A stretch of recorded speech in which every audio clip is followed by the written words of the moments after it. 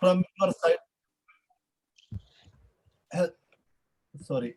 Also, we need to know from your feedback. You need to tell what you are expecting from us. So we need a communication both ways.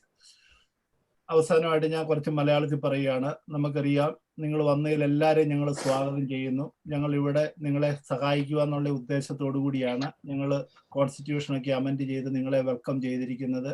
എല്ലാവരുടെയും wellbeing ആണ് ഞങ്ങളുടെ ലക്ഷ്യം. അതുകൊണ്ട് വരുന്ന sessions നിങ്ങൾ വളരെ careful ആയിട്ട് നിങ്ങൾ അറ്റൻഡ് ചെയ്യുക. If you got the pen and paper, you please to record it, you learn it, help others to do what you learn from us. Also, all the best, Tomy Sebastian and Binish.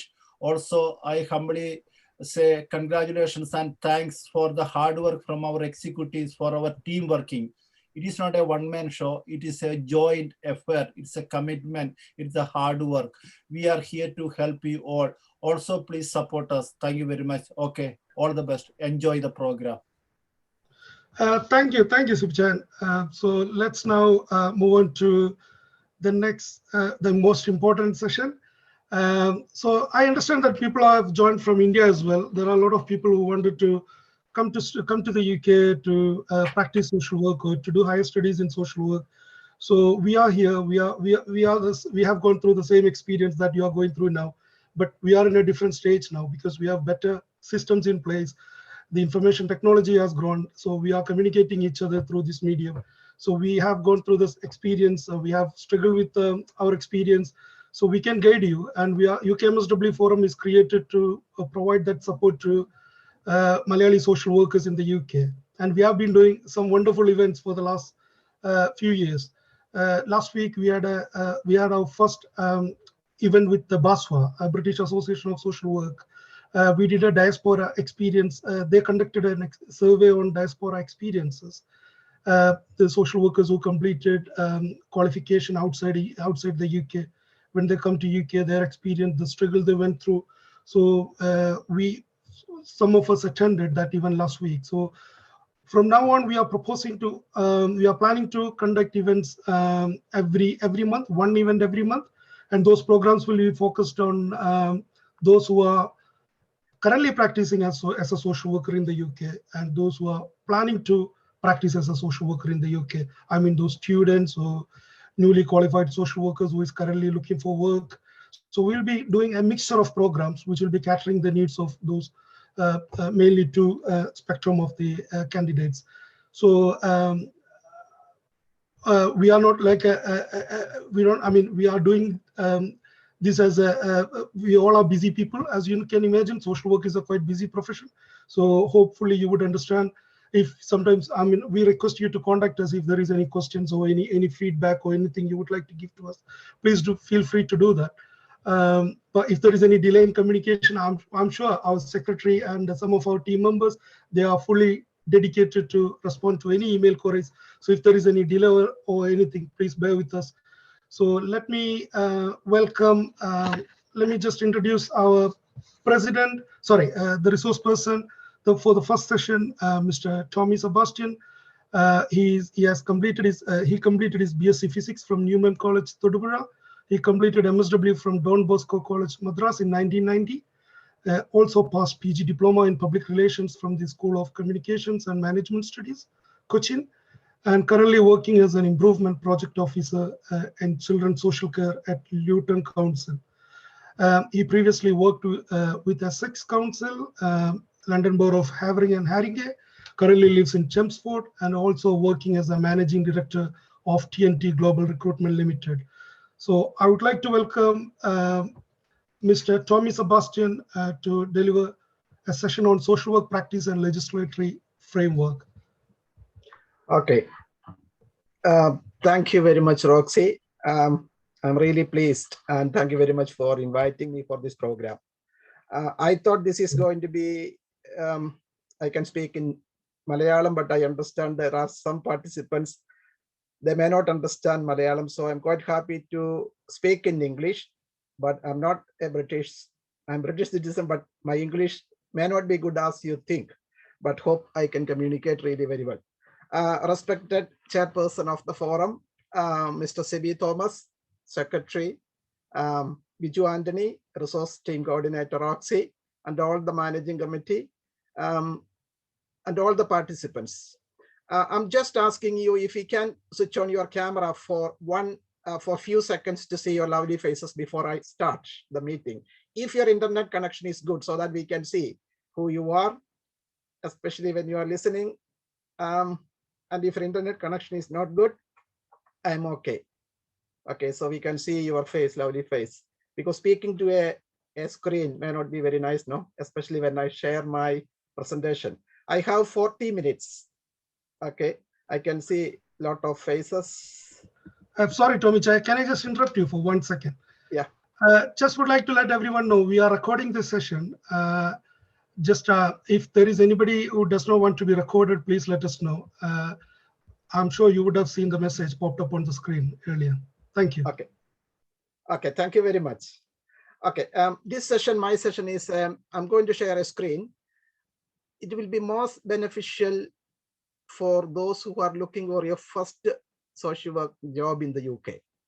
But those who are working in children's social care or in adult social care or mental health or hospital team, there may be some element of, you can refresh your knowledge and skill when you go through this slide. I'm going to share my screen.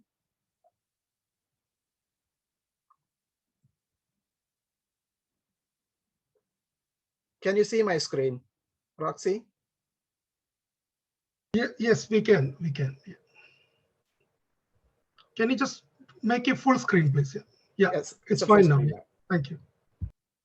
Okay, so this is my session is social work practice in the UK and the legislative framework. So unlike social work profession in India, UK social work profession is regulated and it is controlled by very, very clear legislation in different speciality. I'll be talking that in the next few slides.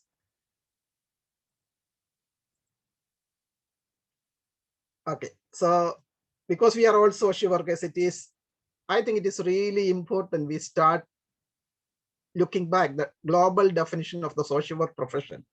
Because I like this definition, because I have recently conducted a number of career guidance seminar for social work colleges across India as part of my company. But this is really I like, because the definition and each word and sentence has a lot of meaning. Social work is a practice-based profession and an academic discipline that promotes social change and development and social cohesion. See the powerful wording in that one. Academic discipline promotes social change, development, and social cohesion. Just imagine whether we are doing this one in this way. Reflect the definition and just think, if you get the social work job, whether you are able to practice and implement this definition on your day-to-day practice. And also is empowerment and liberation of people. What a beautiful word, empowerment. And we are going to empower and liberate people while being a social worker.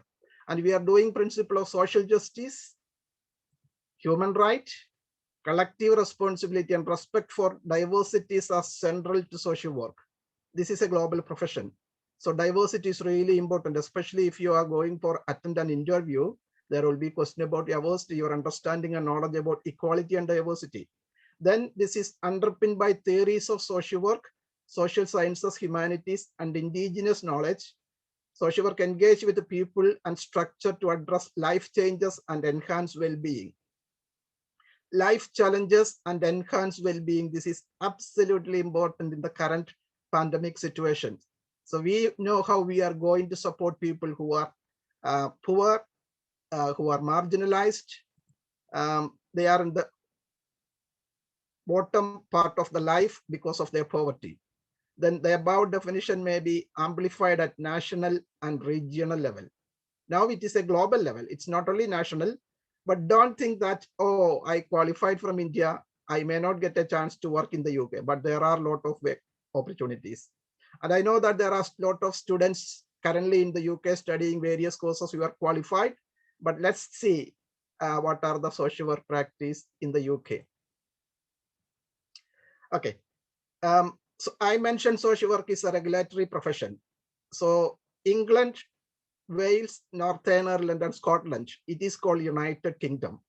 But social work England covering the majority of England. So This is the regulatory body in England. The next slide, I will explain what is the regulatory body in other parts of the UK. Regulatory body, it is taken over from HCPC. Previously, it was Health and Care Profession Council. On 2nd of December, it was removed.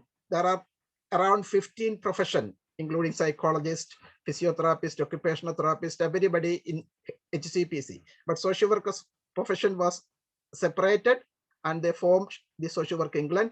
It's a regulatory body only in England. This regulatory body has power to investigate allegation against social work. Is really important because social work is regulate. If you or me make any mistake in our practice, any conduct, any behavior, any favorism, if it is reported to Social Work England, and there will be a serious investigation, and even our registration can be suspended, under investigation, or permanently removed. And also Social Work England monitor continuous professional development. I'm sure you heard about this word, continuous professional development. Every year when you renew the registration, you need to provide an evidence of continuing professional development by way of training, by way of research you read, book you read, journals you read. Last year, it was only one entry.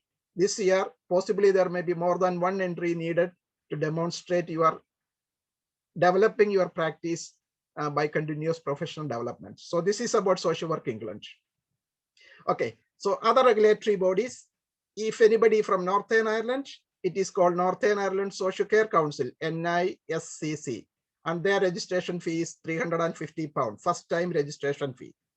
And if anybody working in Wales, if you are planning to work in Wales, you need to register with the Social Care Wales.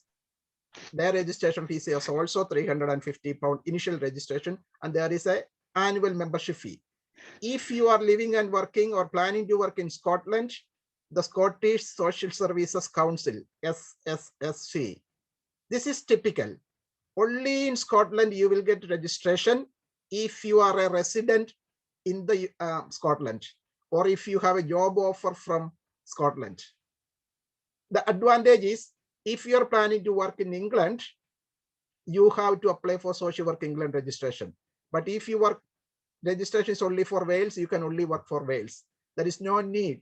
A lot of the social work opportunities are in England. So my advice is to your first preference to given to register with the Social Work England. Okay. If you wanted to register with the Social Work England, this is the process. And you need to be a graduate, BSW or MSW. If you studied social work in the UK, it is 3-year degree course is there. BA Social Work, then 2-year Masters, MA Social Work, then there is further MSc Social Work. But if you are from India, you must be a graduate or postgraduate. Academic IELTS 7 score is a must. Overall 7. That is for all registration. Then Social Work England registration fee is £495 at the moment. Comparatively, it is slightly high. Other councils, Northern Ireland, Wales, and Scotland, it is 350, but here it is 495. That is approximately 50,000 Indian rupee. But you may think that, oh, that's a big amount, but that is the way you need to register. But annual registration fee is £90 every year. So it is really easy. You can go to the website of Social Work England and you can create an account and you can upload all the documents. The documents needed, your degree certificate and your name and address of your college or university where you studied, a full transcript showing all the modules you studied. Transcript is a must. It is not the mark list, but Social Work College will give you a transcript. You need to request the modules, the field work, how many hours you've done. That may be a 1 or 2 page document. Then your address proof, definitely passport, and go to there. There is a registration link. Use your email and create a password, upload all these documents. Within 2 months or 3 months, you will get your registration. They will contact your college and university to see that you are a genuine student. You studied there, because to prevent fraudulent. So this is about Social Work England registration. That's the first step.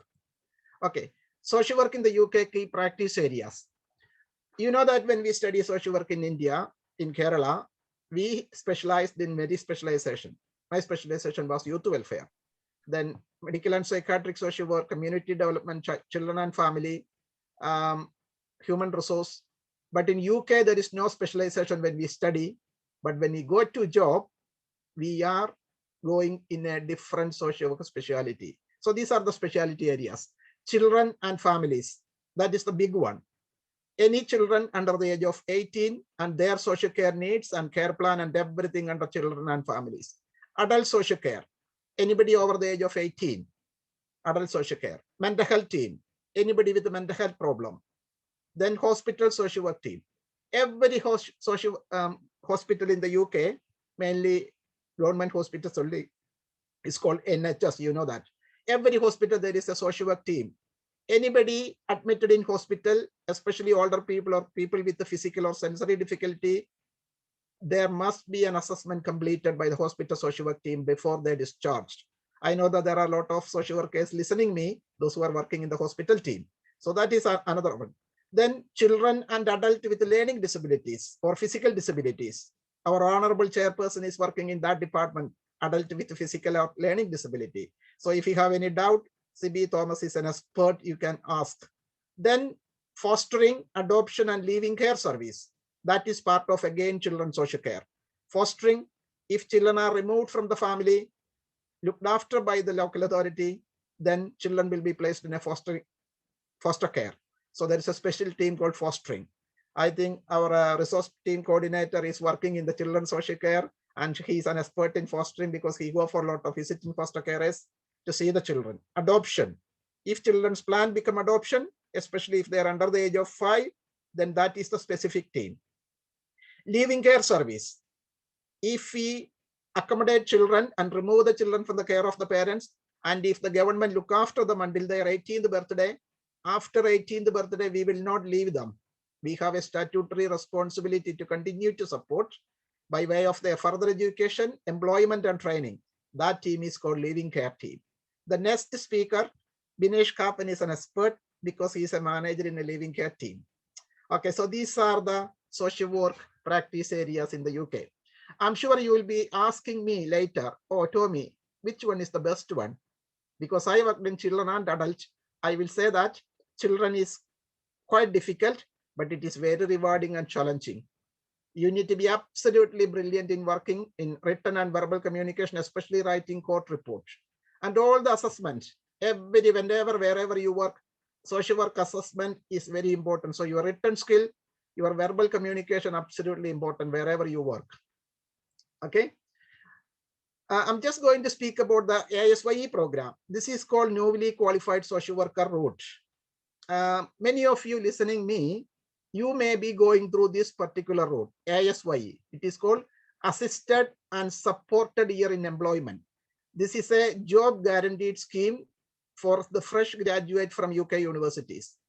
And especially if you have no UK experience, for example, if you qualified from India, then possibly you need to go through this particular scheme. So this is a job guaranteed scheme, 1-year program specifically, and this is an employment guaranteed. All the local authorities in the UK are committed to provide the support. At least every team in adult or children, there should be one newly qualified. So this is really important. And you will be supported by a senior social worker for a year. And you will have a protected caseload and regular supervision from your manager. For example, normally the social workers will be working with maybe 20 families. But if you're coming as a newly qualified social worker as an ASYE program, you will have only 50%. You may be working with a 10 family instead of 20. Then there will be peer support, mentoring, and you need to complete a portfolio at the end of 1 year. Then after 1 year, you will be celebrated and promoted as a social worker, but you will get the salary. Roxy, there are people still waiting to join. I can see 3 people are waiting. Can you please admit? Yes, done. Yeah. Thank you. Okay. Now I am going to speak about the professional standard for social workers. This is really important. Social work England, or it is Wales or Scotland or Northern Ireland. This is I have taken from professional standard for social workers from Social Work England. There are 6 standards. Everyday practice, whoever working in social care, whether it is children, adult, or mental health, these are the expectations. We must strictly follow these standards. So you can read, promote the rights, strength, and well-being of people, families, and communities. That is the first standard. So you will be asking this type of direct or indirect questions in your interview, whether you have clear knowledge and understanding about the practice standards. And there will be questions. Establish and maintain trust and confidence of people. Whether you and me are able to maintain and establish that trust and confidence. Be accountable for the quality of my practice and the decision I make. Social workers are making life-changing decisions on a daily basis. So the third standard, accountability, because we are accountable. We will be working with the different communities, multicultural, people with religious needs, different gender, sexual orientation, sexuality, but we cannot discriminate based on anything. Then standard 4, maintain my continuing professional development. I mentioned in the first slide. It's not only to get the registration, but we need to prove we are continuously improving our practice by doing our development of our profession. That is why we need to attend any training, any research to read, any activities you can demonstrate and add as your continuous professional development. That is standard 4. Then act safely with respect and professional integrity. That is really important. This is the area there will be compliant. If you are not integral and open and honest, anybody, a service user, anybody can go and make a complaint to Social Work England. So that is another. The last one, promote ethical practice and report any concerns. We need to do decisions, ethical decisions, and best interest decision in social work. And we need to report any concerns. For example, if you see a social worker is not practicing any of these standards, as a colleague, you can report. You can report about a concerns about a family you work with. So this is the practice standards. Okay, so professional capability framework, it is called PCF.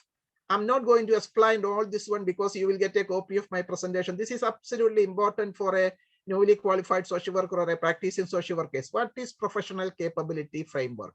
There are 9 professional capability areas. So some local authority do the interview based on these 9 standards. One is professionalism. Okay, we can see that we are professional, social work, regulated. How we demonstrate our professionalism? We can be smart by appearance, we can smile, but we have the code of conduct of social work profession. Every time when we remember about professionalism. Second one is values and ethics. Our personal values cannot conflict with the our professional values. For example, I gave my own example. I'm a practicing Catholic. I was told during my Sunday school or catechism as a Catholic, sex before marriage is a sin. It's very, very strong teaching. When I came to practice social work in India, my first assessment was a sex abuse case. A 14-year-old girl became pregnant from a 16-year-old boy. So that was a residential case. I went for an assessment. I was really surprised. So my conclusion, if I say that this 14-year-old girl made a sin, can I say that in my assessment?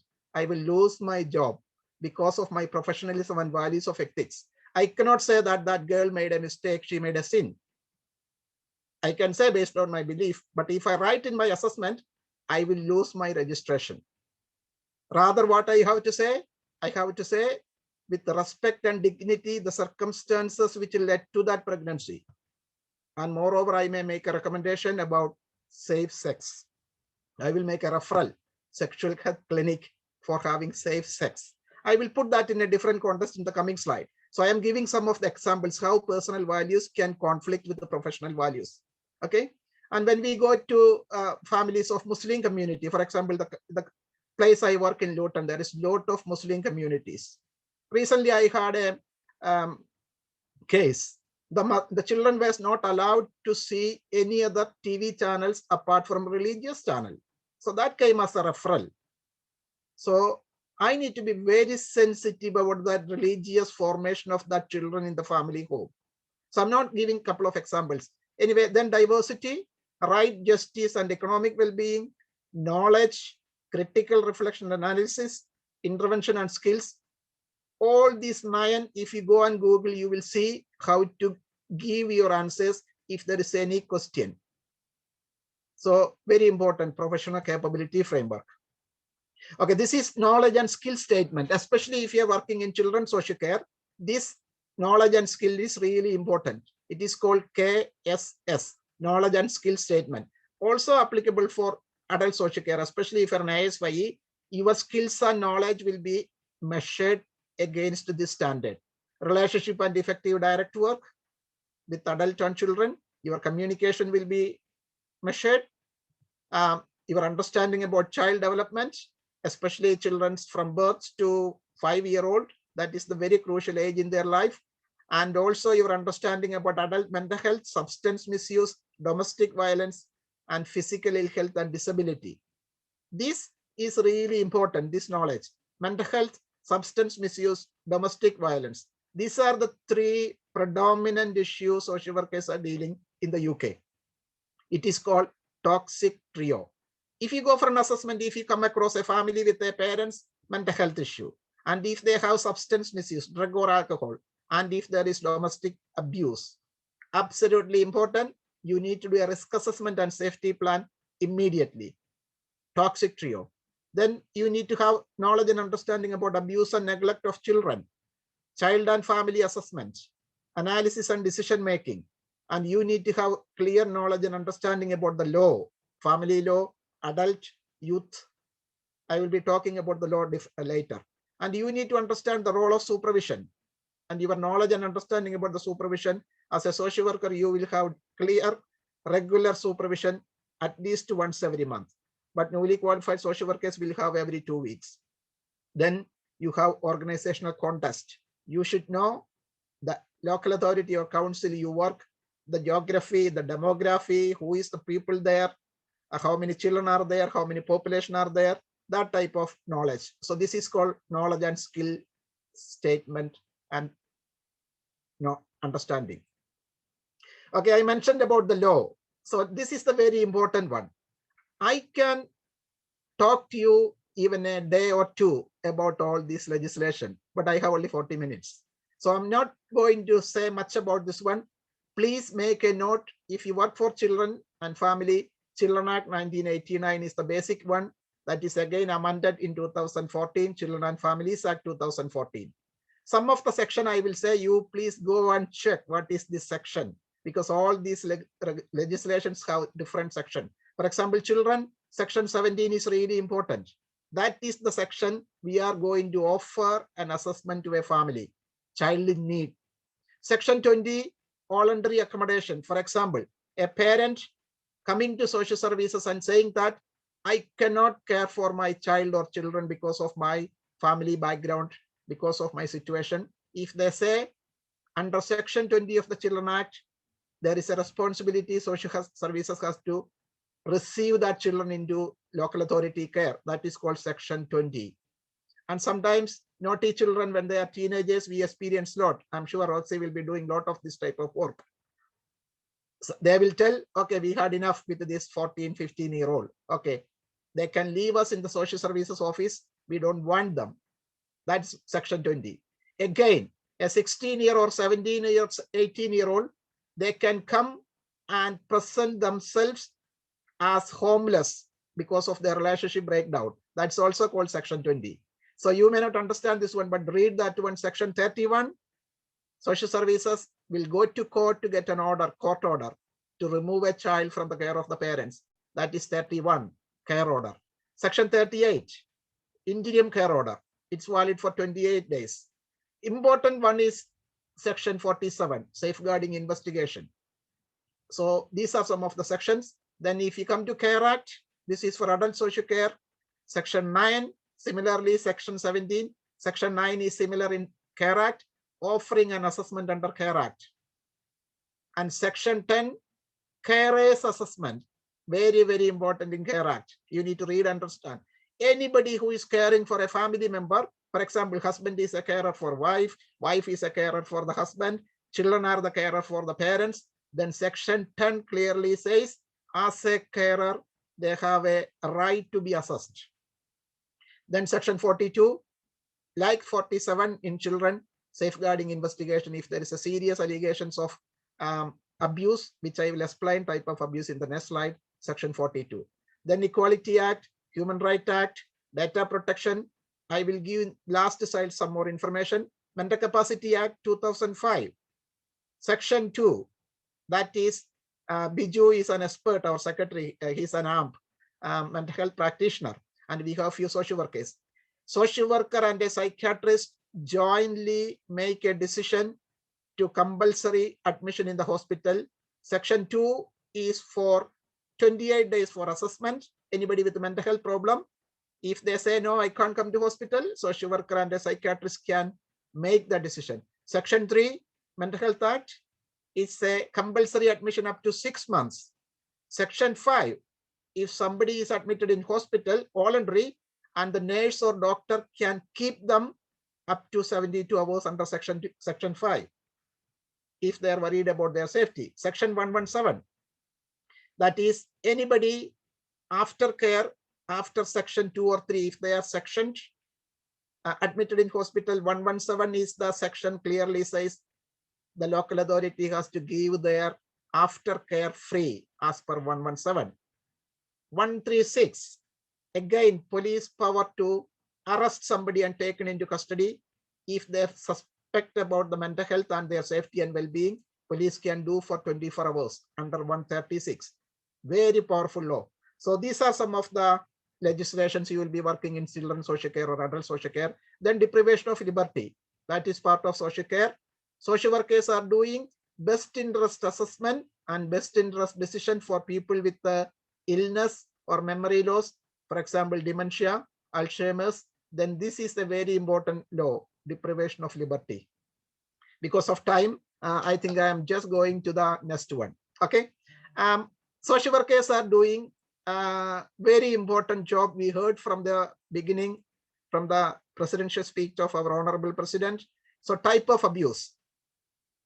There are 4 types of abuse, and 5 and 6 I will explain separately. Physical abuse, we call Malayalam Sharirika Pedanam. Emotional abuse. 3rd one, sexual abuse. 4th one, neglect. So these are the type of abuse social workers are dealing and investigating, and make sure you support vulnerable children and adults. Then child-on-child abuse is another one. Any child abuse another child under the age of 18, that is needs to be investigated by social workers. That is child-on-child abuse. And the legal age for UK for consent for sexual activities is 16. Anybody over the age of 16 can give consent for sexual activities, even for sexual intercourse. But if anybody touch sexually anybody under the age of 16 or 13, that's a punishable serious offense up to 7 years in prison. So that is why sexual abuse and physical abuse really serious. Then allegation against professionals. This is another area social workers will be doing investigation. For example, if anybody with the power of position or trust, if they're abusing their clients, for example, a teacher abuses a student, a doctor abuses a patient, a social worker abuses a client, any of this category, this 4 category, serious. A priest or a religious person abuse one of their congregation is very serious in UK. So this is allegation against professionals. There is a process in social care. It is called LADO referral. I'm not going to explain that one. LADO, local authority designated officer. So this is the type of abuse social workers on a day-to-day basis making investigation and making sure children, vulnerable children and adults are protected and safeguarded. Okay, physical abuse, I am going to give you some example and definition. You will be surprised. The definition of physical abuse: using physical force which results in pain, discomfort or injury. See the 3 areas. For example, a child telling to the teacher, my dad hits me and I got pain on my arm. And he says or she says, I got discomfort on my neck because I was beaten. I got an injury, a bruise or a cut. That is the definition. Then a very serious matter in the court. And in the UK, by legislation, parents cannot physically punish a child. So you will be arrested and there will be an investigation by social worker and police. So some of the examples, I'm not going to read everything, but you need to be absolutely clear as social workers what is coming under physical abuse. It's a very, very serious issue, especially people from ethnic minority background, people from India, Asian background, African background, because physical discipline is part of their life. No means no in the UK. Hitting, pinching, hair pulling, arm twisting, a long list. You read that one and understand. So if you come across any of this physical abuse, social workers will be knocking on the door. Okay. Then sexual abuse. Again, definition is really interesting. Touching in a sexual manner without consent. You will be really surprised to see this definition. Kissing, grabbing, fondling, making sexual intercourse, forced intercourse, forcing a person to perform sexual acts that may be degrading or painful. A list is there. But if you do without consent, when I delivered this session in one of the colleges, they asked me, oh, we thought that Western people are very free. They are kissing each other and they are hugging each other. How can be a criminal offense? Okay, I asked them to check the definition. Without consent. If you have consent for kiss, if you have consent for fondling and grabbing, that's not a problem. But without consent, that's a serious issue. So under Section 47 of the Children Act or under Section 42 of the Care Act, social worker will be doing an investigation. If it is a criminal element sexual, police will be leading the investigation, but social worker will be part of the investigation. So physical abuse and sexual abuse is serious. Okay, safeguarding definition. We come across the legislations and we know what are the abuse. Then social workers' job is safeguarding and protecting vulnerable children and adults. This is the definition. If anybody asks you what is your job as a social worker in the UK, in one sentence you can say safeguarding and protecting vulnerable children and adults. That is the job of social worker in the UK. Roxy, remind me about the time because I'm also cautious. I was told I have 40 minutes. You got 5 more minutes. Yeah. 5 more minutes. Yeah. Okay. Okay. I think I need to be really running fast to finish in 5 minutes. Okay. Making a referral. What is the referral? Safeguarding is everybody's business. Whoever see that a child or adult being abused, that person has to report. Don't think that others will do. Whoever see first, your own observation, or you are told by somebody, or the child or adult tells you, or abuser tells you. Whoever tells or see first, they need to report. That is the referral process. Do not delay. Do not investigate. You cannot investigate, but it is the authority has to investigate. That is the referral process for social workers. Social care procedures. Again, you can read that one because of time. I'm not going to explain the process. The threshold, that is the word we use in social work. Whether the child or adult are at risk of significant harm. Risk of significant harm of physical abuse, emotional abuse, neglect, or the one I mentioned. So this is the process to be followed. Investigation, I mentioned about Section 47, joint investigation, carry out assessment, then develop the care plan. This is the process. Okay, if you are coming to work in children's social care, this is the assessment triangle. Very, very interesting. So these 3 sides of the assessment triangle, child is in the middle. You will be assessing child's developmental needs, parenting capacity, and family and environmental factors. I can see Roxy started smiling because I kept this in my diary when I started in 2005, this assessment triangle copy. So remind me when I write every time an assessment, I will look this one. Okay, what to be written under each category. This is computerized. So it will be after writing this report, this will be 15 to 20 pages. But your language and your analysis and recommendation is really important by using this guidance. Okay, adult social care, there is similar guidance. 9 category you are going to assess in adult social care. For example, unlike children, adult social care, adult people will come to us. I need your help.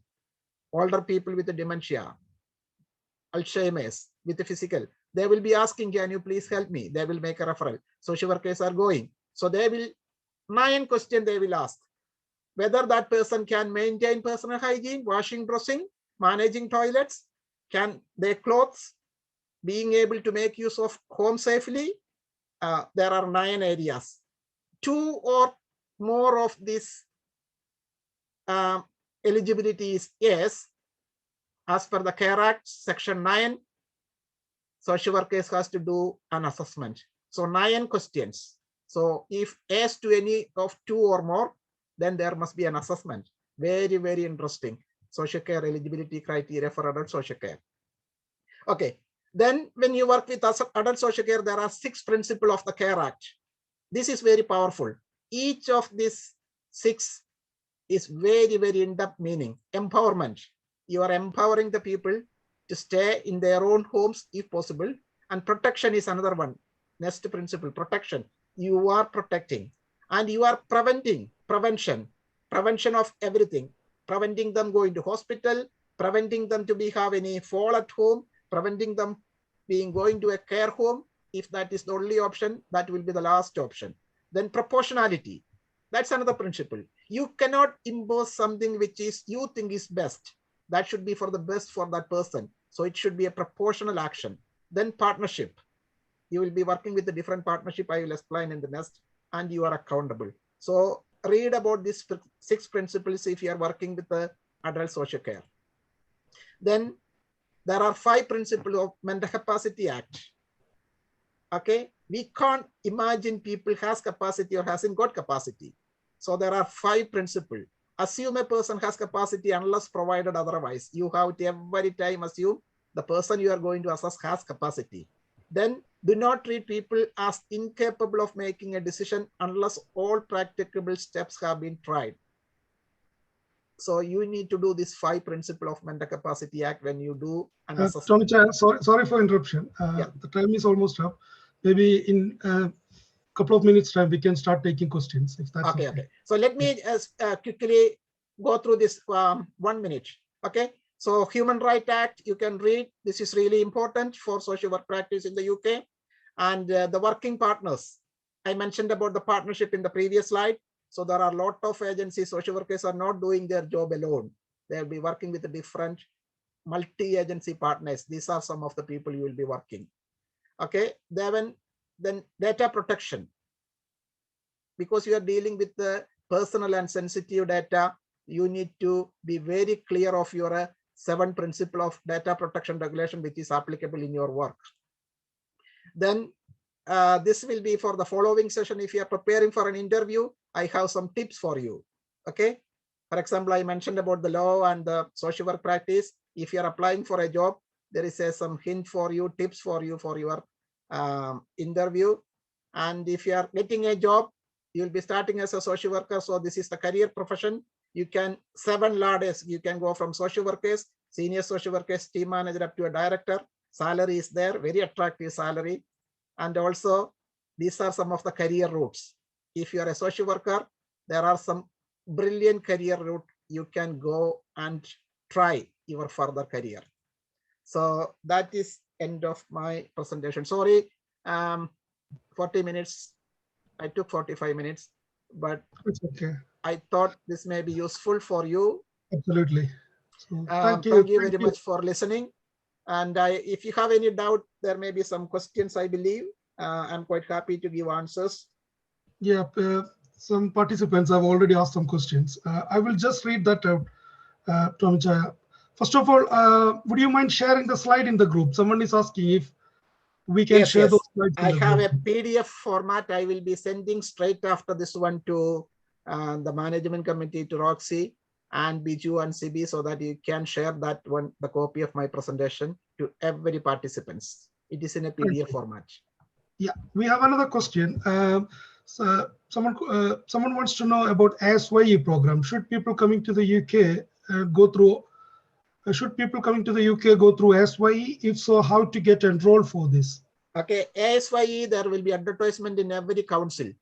So there are around 50 local authorities in England and 33 councils in London. So you can apply any council or local authority for ASYE post. There will be advertisement every year. Because Tomy, I got a, yeah. ASYE is a newly qualified. Yeah. Yes, Abhi. Tommy ഞാനൊരു കാര്യം ചോദിക്കട്ടെ. ഇപ്പം suppose ഇവിടെ UK വന്ന് UK social work ഇംഗ്ലണ്ടിന്റെ registration ഉള്ള ഒരു suppose ഒരു വ്യക്തി, അവർക്ക് ജോലിയൊന്നും കിട്ടുന്നില്ല, ഇതിന് അപ്ലൈ ചെയ്യാൻ പറ്റുമോ?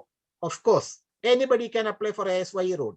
For example, if you are only qualified in the last couple of years, or if you qualified 5 years but you have no experience, when you attend the interview, they will say that, okay, you have no experience, but we can give you ASYE. Please accept that one, especially if you qualified recently. Yes, it is salary, starting salary 27,000 per year, 27,000, and children's social care it is 30,000. Adult social care is slightly less. Thank you. It is with the salary. It is a permanent job. 1 year you will be supported. After 1 year, you will be permanently appointed as a social worker. Excellent way to get your first employment, ASYE. Okay, thank you for asking that question. So I request everyone, if you have got any questions, please feel free to put that in the chat box and I will read that out. So Tomy Chan can give us an answer. Roxy, you give me with a very, very lovely nickname, Tomy Chan, because it's a Kerala style. I think you are the only person calling me That's Tomy what I Chan. wanted to Child is a style, no? Because I know that the reason why you are calling me Tomy Child. Some people call me Tomy Chetan because me and CB are the older generation social work group in the UK. I did not want to hint that. We are above 50 category. I'm not ashamed to tell. I'm not telling my age, but. So someone just put a comment that some council told me, as you have more than 3 years experience from India, you cannot apply for ASYE in the UK. No, but you cannot apply. But after the interview, sometimes they will offer you only ASYE because your presentation in the interview may not demonstrate you have 3-year experience, but they will say that, okay, we think you are good, but we are not confident to give you straight away the social work experience social work. Will you accept ASYE? Some local authority, because I done that one for my council, because I do a lot of interview for social workers. So always we ask them, if there is no UK experience, go for ASYE. But if you work in the children services in India with a specific child protection nature job, possibly you may not go to ASYE. You will straight away get social worker job. Depends upon how you present and sell your or present and your demonstration of your skills and knowledge in the interview. So I'm sure the resource team will be doing another one follow-up. That's really important. Whatever you read, it is only the knowledge from book. But when you go to interview, you have to give answers with examples of questions. For example, professionalism. The question will be, can you give us an example? Don't say that I know Section 17 of Children Act, Section 9 of Care Act. They will not ask you that question. But you need to say, if I have a case, I'm going to do an assessment based on the assessment framework under Section 17 of the Children Act. If you say that in interview, the interview panel will be really pleased. Oh, this candidate know what is Section 17 assessment framework. Okay. There is another question. What are the steps for new MSW graduates to come and work in the UK? That itself is a very lengthy one. The same. Get the registration first with either Social Work England, or if you are in Wales, get their registration. But my advice is always get Social Work England registration. But Wales is a very small place. There is not enough job. First go for Social Work England, unless you have a specific reason to get registration in Scotland. If you are living and working there, or for example, if your husband or wife or the person you are going to marry is in Scotland, then get their registration. Or after getting Scotland registration, you can get England registration. But you cannot transfer the registration from one authority to other. So I don't know anybody has 5 registrations. I never heard about somebody having England, Wales, Ireland, and Scotland. One Scotland, England is the best one. I'm expecting a few more questions. We will finish this session at 11 o'clock, and after that we will start Binishi's session. So we got 8 more minutes to go. The other question we have, someone said that they got 10 years gap of practice. Can I eligible to? Anisha Matthew is asking a question now. Anisha Matthew. Anisha, you can come to the camera and ask direct also. Anisha. Okay, Roxy, you manage because you are the one. 10 years gap in practice. So can they apply for ASYE? I think you have answered the question already. Yeah. Anisha, okay. So, I'm a professional social worker working in India. I just Yeah. want to know, and I'm also registered to Social Worker England. I Yes. just want to know how can I get a job there in UK? Very interesting question. I was waiting somebody to ask that question for me. Okay, you have completed your first hurdle, get the registration. Make Yeah, sure you renew and maintain your registration, okay? yeah. It's First. my second year since I got my Okay, registration. so you need a valid registration. Make sure you renew, and you can make application from India. Go to the councils. There are 150 local authorities across UK, around 50 councils in England, and 33 London councils. Google for job of social work vacancies in the UK, and you can make application from India. However, So, I have tried my level, but they are saying that they are not sponsoring the overseas social workers. So I yes, don't know how to. And it's my It's since 2 years since I got my registration. I don't know okay, whether I'll get. okay. So sometimes they will say that, okay, you are a overseas qualified social worker, you need a work permit. That local authority wherever you apply, yeah, they may say that, okay, we have enough people in the UK, so we are not sponsoring you, because sponsoring a social worker, it's expensive for the council. £3,000 they need to pay to the Home Office for your sponsorship. And for example, your flight ticket, everything may be up to £5,000-6,000. But some local authority go, because my team went to South Africa and recruited 15 social workers. But sometimes applying from India, really difficult unless you're exceptionally good. And if you demonstrate that skills and knowledge in your interview, they will send you a work permit. But sometimes it's very difficult. That is why a lot of students are coming to the UK to study 1-year course. I'm sure there is a lot of participants in this group, at least 15. They made a choice to come to the UK to study 1-year course. They will get 2 years stay back. During that 2 years stay back, you can attend an interview. And if you are in the UK, you will be considered as an ASYU because you qualified another course from UK, you will get preference as an ASYU. So that is the best route. If you are not getting Anisha, the best option to come as a student and try, because we have a couple of social workers already got the job, and the resource team, UK MSW Forum will support you if you are in the UK. Okay, That is my answer. Okay, the next question is the one I was asking earlier. 10 years gap. 1170, please. Sorry, Salsan, let me just go through this one. Okay, sorry, yeah, it's there is a 10 years gap of practice. So can I apply for ASYE? 10-year gap in practice means it's a long gap. That means social work qualification 10 years, if you haven't done anything social work practice, very, very difficult to get a job. Even your registration may be difficult. Whether that person has registration with a 10-year gap, they need to put a statement. They need to write a statement. They need to provide evidence of their gap. They have done some activities. Then only they will get registration with the 10-year gap. So if you have registration, then still you can apply. But make sure whatever job you have done during that 10 year, make sure you write your CV very clearly. If you have done something related to social work, for example, if you are a shop assistant, they will not. But there is another option. If you come to the UK, return to social work. There is another route. Return to social work. People with the gap, career gap, they can have some sort of experience. Some local authority in the UK offer that one. Return to social work. But if you are in India, that's also a problem, because return to social work to UK is only for applicants or candidates already in the UK.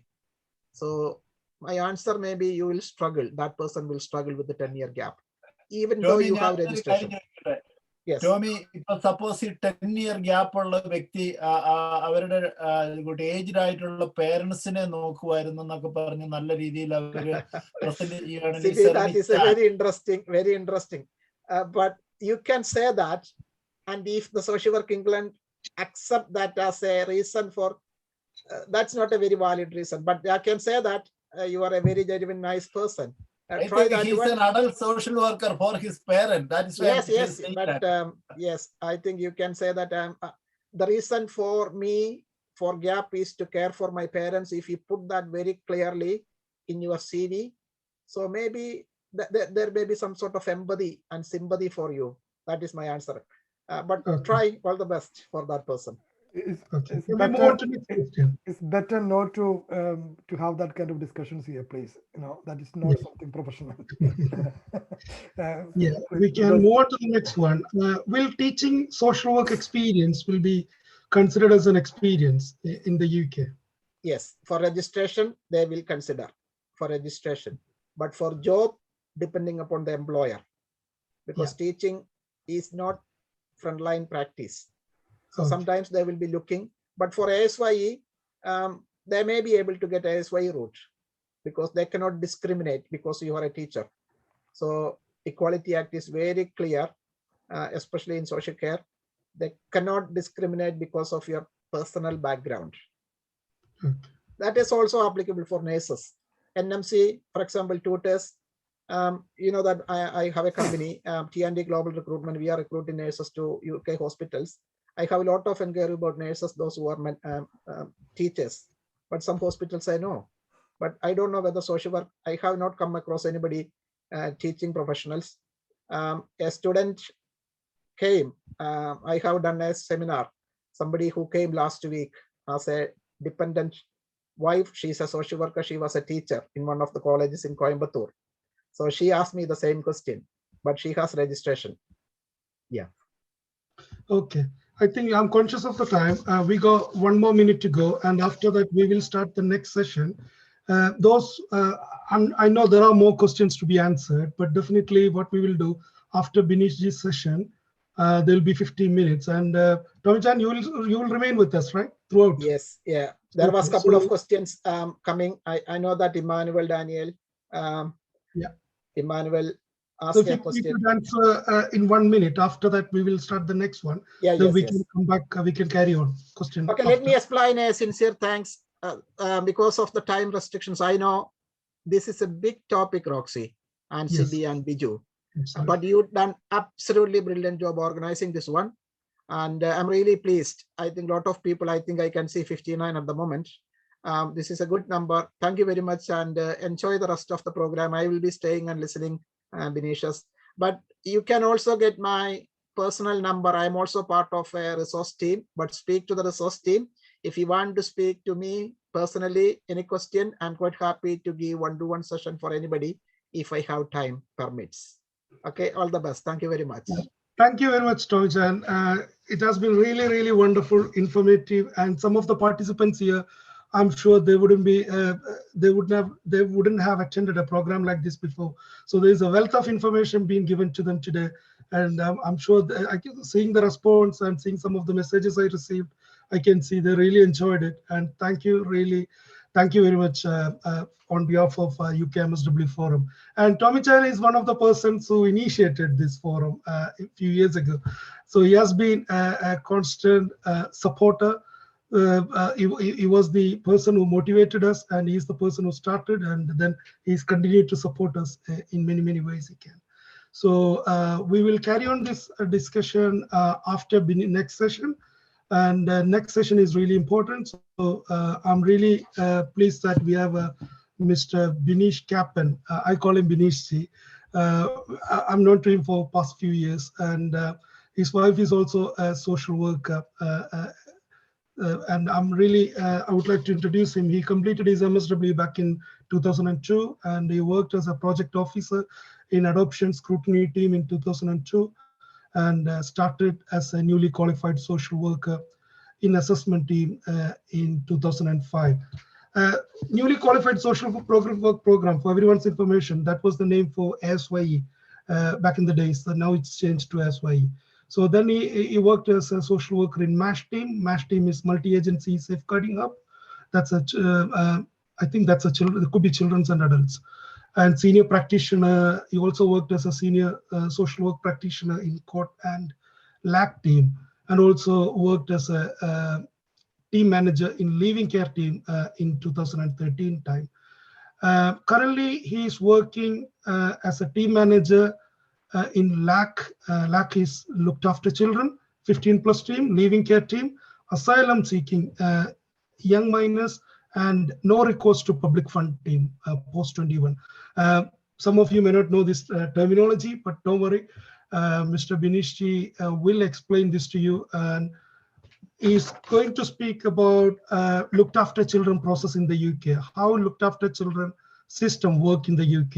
So I'm pleased to welcome Mr. Binish Kaplan to deliver his session. So, thank you, Roxy. Thank you so much. Roxy, could you share the screen? I don't have access to. Sure, just give me a second. Yeah. Do you want to welcome start? everyone to the session. Sorry, Binish, I will change your. Sorry, I'm really sorry. Yeah. Yeah. Sorry, I thought you are. Yeah, change it now. You can share it. All right.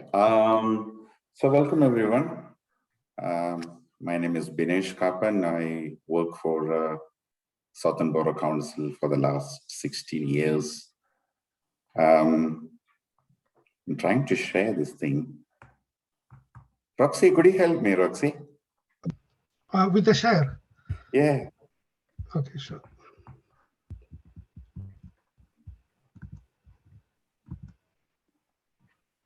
Roxy share in the സമയത്ത് നമുക്ക് ഇച്ചിരി മലയാളത്തിൽ സംസാരിക്കാം. I hope everyone understand Malayalam. So കാര്യങ്ങൾ കുറച്ചുകൂടി easy ആകും. So ഇന്നിപ്പോൾ നമുക്ക് looked after children കുറിച്ച് പറയാം. അവരുടെ പ്രോസസ്സ് എന്താണെന്ന് നമുക്കറിയാം. പിന്നെ അതിൻ്റെ കീഴിലുള്ള കുറച്ച് സബ് ഹെഡിങ്സ് ഉണ്ട്. എന്താണ് അസസ്മെന്റ് പ്രോസസ്സ്, എന്താണ് അനലൈസ് ചെയ്യുന്ന പ്രോസസ്സ്, പിന്നെ ഇമ്പോർട്ടൻസ് ഓഫ് സൂപ്പർവിഷൻ. ഇത്രയും കാര്യങ്ങളാണ് ഇന്ന് ഞാൻ പറയാനായിട്ട് ആഗ്രഹിക്കുന്നത്.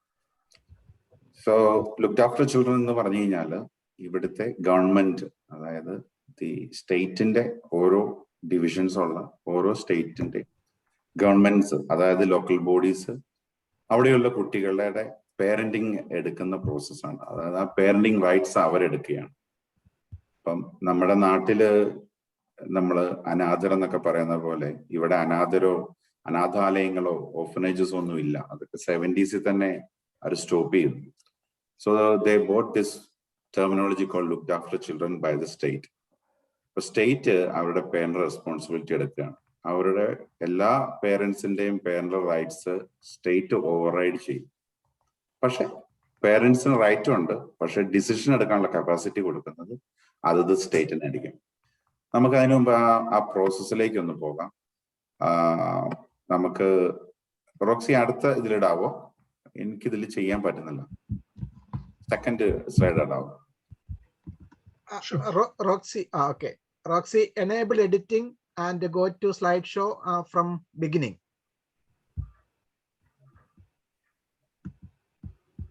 Slideshow from beginning, yeah. Yeah.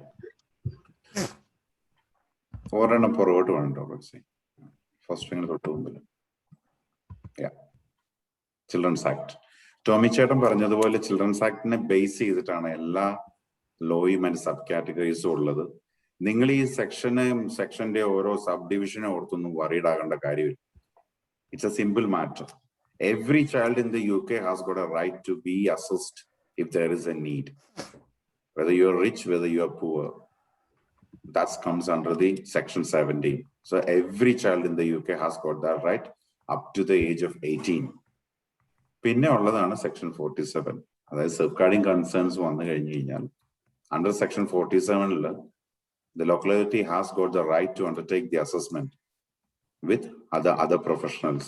ഒരു സ്കൂളിൽ നിന്നാണ് റെഫർ വരുന്നെങ്കിൽ, കുട്ടി സ്കൂളിലാണെങ്കിൽ, അല്ലെങ്കിൽ ഒരു അമ്മയുടെ കൂടെ ജീവിക്കുകയാണ്, കൊച്ചു വളരെ ചെറുതാണ്, അപ്പൊ ഒരു നഴ്സ് അല്ലെങ്കിൽ ഒരു മിഡ് വൈഫ് അല്ലെങ്കിൽ വീട്ടിൽ വരുന്ന ഫാമിലി പാർട്ട്ണർഷിപ്പിലുള്ള നഴ്സ് ഒരു കൺസേൺ റേസ് ചെയ്ത് കഴിഞ്ഞാൽ the locality has got the right and duty to undertake assessment under section 47.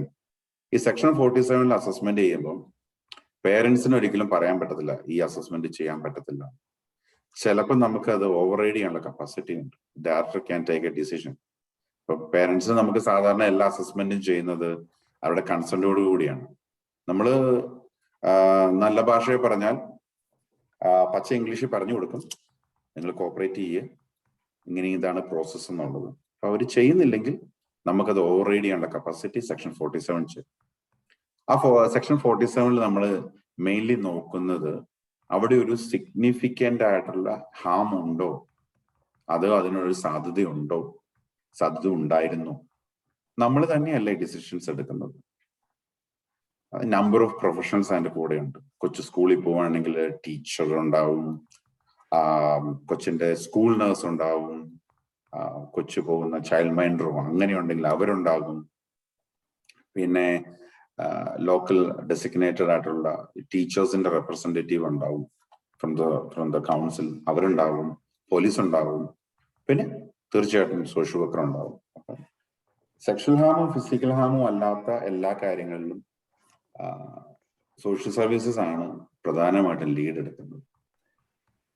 നമ്മൾ കളക്ട് ചെയ്ത് ഇൻഫർമേഷൻ ഗ്യാദർ ചെയ്തിട്ട് നമ്മൾ അടുത്ത സ്റ്റെപ്പിലേക്ക് പോകും. നമ്മൾ ആ ഇൻഫർമേഷൻ കളക്ട് ചെയ്ത് അതിലേക്ക് ഞാൻ കടന്നു വരാം. പക്ഷെ അതിനു മുമ്പ് ഇൻഫർമേഷൻ കളക്ട് ചെയ്ത് നമ്മൾ തീരുമാനിക്കും, ഇത്രയും പേര് കൂടി തീരുമാനിക്കും ഒരു സിഗ്നിഫിക്കന്റ് ഹാം ഉണ്ടായിരുന്നോ ഇല്ലയോ, അത് ഉണ്ടാകാനുള്ള ചാൻസ് ഉണ്ടോ. അങ്ങനെയാണെങ്കിൽ അടുത്ത സ്റ്റെപ്പ് എന്ത്, അവർക്ക് എന്ത് സപ്പോർട്ടാണ് നമ്മൾ കൊടുക്കേണ്ടത്. ഇപ്പൊ എല്ലാ സോഷ്യൽ വർക്കേഴ്സിനും യൂണിവേഴ്സിറ്റിയിൽ നിന്ന് പഠിപ്പിച്ചു വിട്ടിരിക്കുന്ന ഈ സിഗ്നിഫിക്കന്റ് ഹാമിന്റെ ഒരു കൺസേൺ എന്ന് പറഞ്ഞു കഴിഞ്ഞാൽ, ഏത് പ്രശ്നം വന്നു കഴിഞ്ഞാലും ഉടനെ സോഷ്യൽ വർക്കർ ചിന്തിക്കുന്ന how to remove that child. അങ്ങനെയല്ല. നമ്മൾ ആദ്യം തന്നെ ചിന്തിക്കേണ്ടത് ആ parents, do they understand the issue, do they realise that there is an issue. എല്ലാ മനുഷ്യരുടെയും ജീവിത സാഹചര്യങ്ങൾ ഇവിടെ വ്യത്യസ്തമാണ്. ഇപ്പൊ നമ്മൾ ചെല്ലുന്ന പല വീടുകളുടെയും സിറ്റുവേഷൻ നമ്മളുമായിട്ട് കമ്പയർ ചെയ്ത് നോക്കുമ്പോൾ അതിന്റെ സ്റ്റാൻഡേർഡ് കുറവായിരിക്കും. ഇപ്പൊ നമ്മള് വീട്ടിൽ ചെല്ലുമ്പം ഡോഗ് പൂവോ ക്യാറ്റ് ലിറ്ററോ അല്ലെങ്കിൽ നാപ്പിയോ അങ്ങനെ ഒത്തിരി ആയിട്ടുള്ള നെഗ്ലക്റ്റിംഗ് ഏരിയാസ് ഉണ്ട്. അത് ടോമി ചേട്ടൻ പറഞ്ഞാൽ 2-3 ദിവസം എടുത്ത് പറഞ്ഞു. പക്ഷെ നമ്മുടെ സോഷ്യൽ വർക്കിന്റെ തലയിൽ കൂടെ പോകേണ്ടത്, കാരണം അവരെല്ലാവരും നമ്മളെ അവസാനം സ്പോട്ട്ലൈറ്റിൽ കൊണ്ടിടും. What do you think, what is your assessment, what is your analysis. ഈ അനാലിസിസും അസസ്മെന്റും നമ്മൾ ചെയ്യുന്നത് എപ്പോഴും ആദ്യത്തെ തന്നെ ബോധമാണ് ഈ പേരൻസിന് ഇതിനെക്കുറിച്ച് എന്ത് അണ്ടർസ്റ്റാൻഡിങ് ആണുള്ളത്. എന്റെ വീട് മെസ്സിയായി കിടക്കുന്ന എന്നെ സംബന്ധിച്ച് ഓക്കെ ആയിരിക്കാം, പക്ഷെ സിബി ചേട്ടനെ സംബന്ധിച്ച് അത് ഓക്കെ ആയിരിക്കില്ല. സിബി ചേട്ടന്റെ സ്റ്റാൻഡേർഡ് കൊണ്ട് എന്റെ വീട്ടിൽ വന്ന് അസസ് ചെയ്ത് കഴിഞ്ഞാൽ സിബി ചേട്ടന്റെ അസസ്മെന്റ് ഒന്ന്, എന്റെ അസസ്മെന്റ് വേറെ ഒന്ന്. അപ്പൊ അതുകൊണ്ട് അതിന്റെ രണ്ട് രീതിയിലാണ് നമ്മൾ നോക്കേണ്ടത്. അപ്പം സെക്ഷൻ 47 പറയാണ് സിഗ്നിഫിക്കന്റ് ഹാം ഉണ്ട്, നമ്മൾ ഇനി എന്ത് ചെയ്യണം. അപ്പം അതിൻ്റെ അകത്തേക്ക് നമ്മൾ ചെയ്യുന്ന പരിപാടി ഒന്ന്, ചൈൽഡ് ഇൻ നീഡ്. നമ്മൾ ആദ്യം പറഞ്ഞ സെക്ഷൻ 17 എല്ലാ കുട്ടികൾക്കും കൊടുക്കുവാനുള്ള UK ഗവൺമെന്റ് എല്ലാ കുട്ടികൾക്കും സപ്പോർട്ട് കൊടുക്കാനുള്ള ആ റൈറ്റ് വെച്ചിട്ട് ഒരു പർട്ടിക്കുലർ സപ്പോർട്ട് കൊടുക്കും. ഇപ്പൊ ഉദാഹരണത്തിന് കുട്ടി എന്ന് സ്കൂളിൽ ലേറ്റ് ആയിട്ടാണ് ചെല്ലുന്നത്, അതിന് കാരണം എന്താണ്, അതിന് എന്ത് സപ്പോർട്ട് വേണം. അപ്പൊ ഒരുപക്ഷെ അമ്മയ്ക്ക് ഒരു ചെറിയ ഹെൽപ്പ് വേണമായിരിക്കും രാവിലെ, അല്ലെങ്കിൽ അമ്മയ്ക്ക് അറിയത്തില്ല റൊട്ടീൻ എങ്ങനെയാ സെറ്റ് ചെയ്യേണ്ടത്. പിള്ളേർ രാത്രിയിൽ ഉറങ്ങുന്ന 12:30 ആയിരിക്കും, രാവിലെ 6 മണി 7 മണിയാകുമ്പോൾ ഏൽക്കാൻ പറ്റത്തില്ല. അപ്പൊ എന്ത് സപ്പോർട്ട് കൊടുക്കാൻ പറ്റും. അല്ലെങ്കിൽ കുട്ടിയുടെ യൂണിഫോം എപ്പോഴും മോശമായിരിക്കും, അല്ലെങ്കിൽ നല്ല ഷൂ ഉണ്ടാവില്ല. അങ്ങനത്തെ ചെറിയ കുറെ കാര്യങ്ങൾ, അതൊക്കെ സെക്ഷൻ 17 ചൈൽഡ് ഇൻ നീഡിൽ നമുക്ക് സപ്പോർട്ട് ചെയ്യാം. അത് ഒരിക്കലും ഒരു വലിയ ഒരു ഫോറം ഒന്നുമല്ല. അത് ഈ പറഞ്ഞ പോലെ സോഷ്യൽ വർക്കേഴ്സും ആ കുട്ടിയായിട്ട് ബന്ധപ്പെട്ട് നിൽക്കുന്ന പ്രൊഫഷണൽസും കൂടെ നടത്തുന്ന ഒരു കെയർ പ്ലാനിങ് ആണ് ചൈൽഡ് നീഡ് പ്ലാൻ. ആ പ്ലാൻ മുന്നോട്ട് പോകുന്നില്ല, ഇല്ലെങ്കിൽ ആദ്യം പറഞ്ഞതുപോലെയുള്ള സിഗ്നിഫിക്കന്റ് ആയിട്ടുള്ള ഒരു ഹാം അവിടെ ഉണ്ട്, സീരിയസ്ലി അവിടെ ഒരു emotional abuse, neglect, physical abuse, sexual abuse നടന്നെങ്കിൽ അടുത്ത സ്റ്റെപ്പിന് മുൻപ് നമ്മൾ ചൈൽഡ് പ്രൊട്ടക്ഷൻ കോൺഫറൻസിലേക്ക് പോകും. അത് റിവ്യൂ ചെയ്യുന്നത് ഒരു ഇൻഡിപെൻഡന്റ് റിവ്യൂയിങ് ഓഫീസറാണ്. അപ്പം ഈ മീറ്റിങ്ങിലെല്ലാം പോകുന്നതിന് മുമ്പ് സോഷ്യൽ വർക്കറിന്റെ കയ്യിൽ ഒരു അസസ്മെന്റ് ഉണ്ടാവും. പണ്ട് അതിന് പറയുന്ന പേരായിരുന്നു കോർ അസസ്മെന്റ്. ടോമി ചേട്ടൻ കാണിച്ച നമ്മുടെ ട്രയാങ്കിൾ ഒക്കെ വെച്ചിട്ട് ചൈൽഡ് ഫോക്കസ് ആയിട്ട് ചെയ്യുന്ന ഒരു അസസ്മെന്റ് ആയിരുന്നു core assessment. Nowadays the terminology has been changed to single social work assessment. Social worker നടത്തുന്ന അസസ്മെന്റിന് പറയുന്ന പേരാണ് സിംഗിൾ സോഷ്യൽ വർക്ക് അസസ്മെന്റ്. ഈ അസസ്മെന്റിലേക്ക് നമുക്ക് കോൺട്രിബ്യൂഷൻ വേണം. കൊച്ചിന്റെ GP, കൊച്ചിന്റെ ഹെൽത്തിൽ നിന്ന് വരുന്ന നഴ്സുമാരുടെ റിപ്പോർട്ട്, സ്കൂളിൽ നിന്ന് വരുന്ന റിപ്പോർട്ട്, പിന്നെ എക്സ്റ്റെൻഡഡ് ഫാമിലി മെമ്പേഴ്സിന്റെ ആ ഒരു ഇൻവോൾവ്മെന്റ്, സോഷ്യൽ വർക്കർ ഇതെല്ലാം കൂടെ കൂടി അസസ് ചെയ്ത് അനാലിസിസ് ചെയ്തിട്ടാണ് ഈ ഒരു റിപ്പോർട്ട് നമ്മൾ സബ്മിറ്റ് ചെയ്യുന്നത്. അപ്പം നമ്മൾ CP കോൺഫറൻസിലേക്ക് പോവുകയാണ്. അതായത് അവിടെ ഒരു ഹാം ഉണ്ട്. ഇമ്മീഡിയറ്റ്ലി കൊച്ചിനെ റിമൂവ് ചെയ്യേണ്ട കാര്യമില്ല. Let them help. അവിടെയാണ് നമ്മൾ ഒരു പ്രധാന പ്രോസസ്സ് നോക്കുന്നത്. ഈ അടുത്ത കാലത്ത് ഒരു വലിയൊരു റിസർച്ച് നടന്നു. ഈ ലോക്ക്ഡൌണിന്റെ സമയത്ത് professor Lauren divine from Bristol university. Professor, according to Lauren Divine, around 96% of the families who are been through the child protection process, they don't understand the process, and they don't want to engage with any kind of services. At 10:30, can you just put on there that she's in bed asleep, try to wake her up, went back to sleep, and again at 11 o'clock. We've left a note in her room as well that she fell back to sleep. Sorry, can everyone please mute? I'm muted it. Sorry. Okay, slide on it.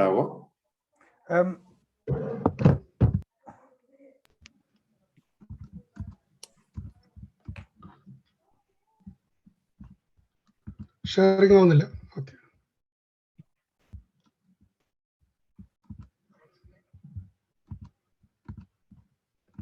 Okay. Okay, yeah. So, നമ്മൾ പറഞ്ഞു വന്ന child protection കോൺഫറൻസിൽ ചെല്ലുമ്പോഴത്തെ കാര്യമാണ് പറഞ്ഞു വന്നത്.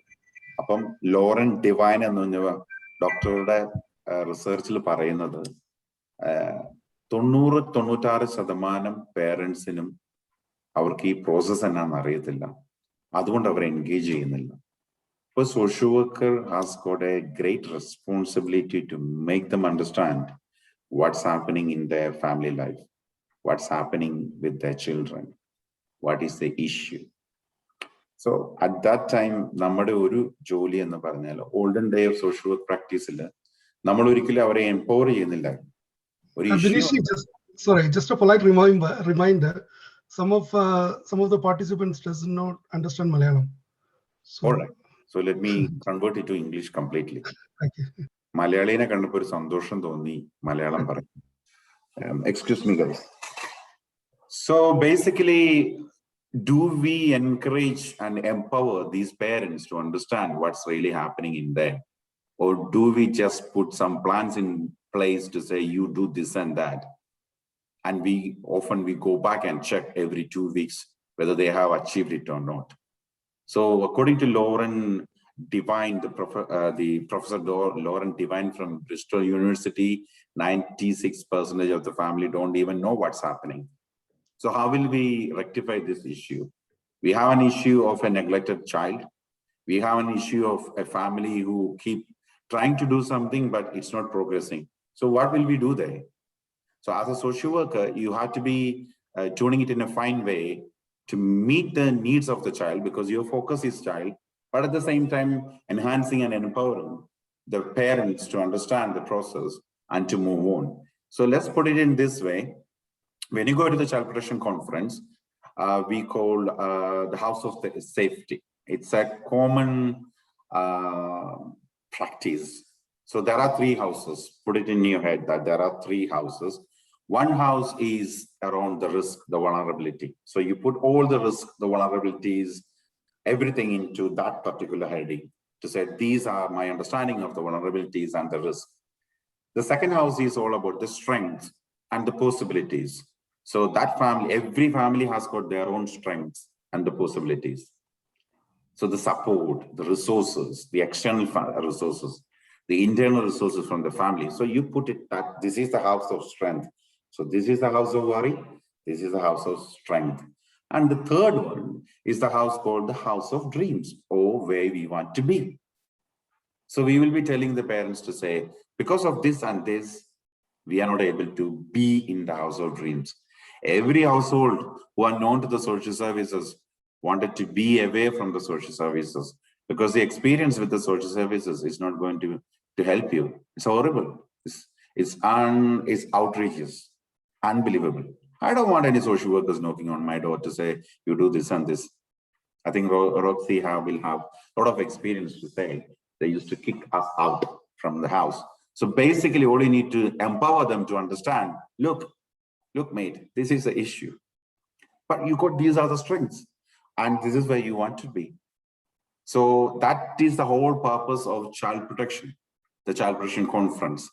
So as the child protection conference progress, it can go to child in need, to go to closing the case or moving into the locality panel. If the child protection process is not progressing, then you need to think about section 20.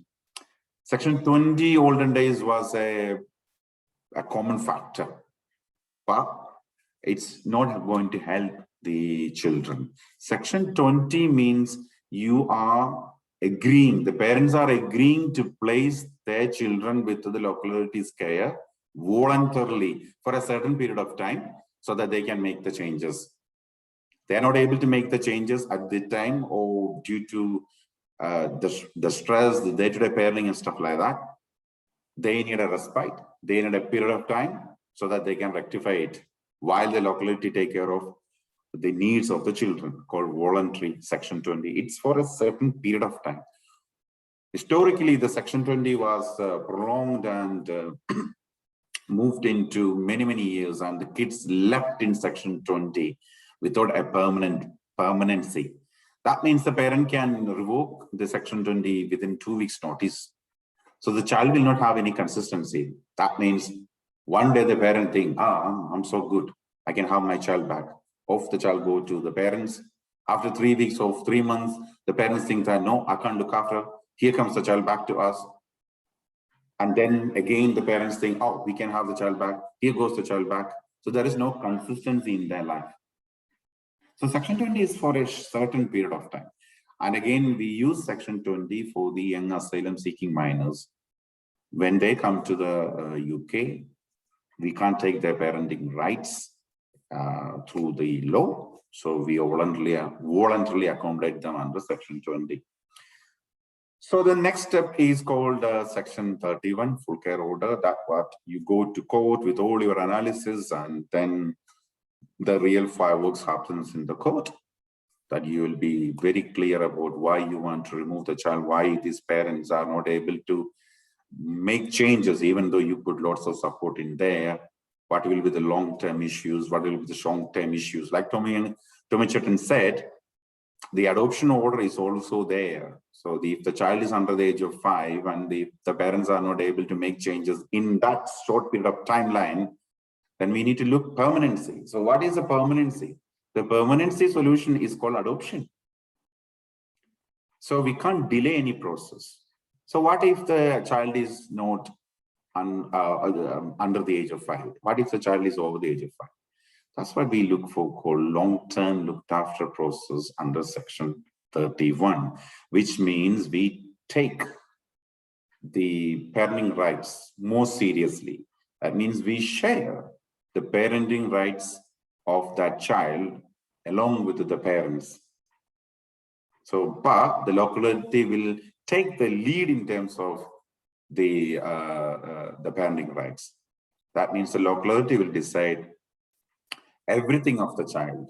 For example, education, health, their identity, their life, everything is based on local authority's care plan. So that is what is called under the full care order, called long-term looked after. Then the next bit is placement order. So any child is under the age of 5, before adoption, the court will put an order along with the section 31 called the placement order. That means the locality can search for adoptive carers under this order. Without a placement order, the locality is not able to look for adoption potential placements. Once with that order, the locality can place the child for adoption. And once the child is ready, then we can go to the court to get an order called section 46, called adoption order. So don't worry too much about these sections. We are not solicitors or we are not barristers. So don't bother about the sessions. What you need to bother is all about your understanding. What do you need to bother about your understanding of analysis? I will come to that in a bit. Roxy, please go to the next slide. So we were talking about section 20. We were talking about the full care order. So where will these children go? So fostering started in UK in 1853, according to the data, but the real regulations came in 2011. The Fostering Act is a different thing. So, like I said in the beginning, the orphanages were eradicated in 1970s due to many reasons. It's mainly the frame called orphans is not a good terminology.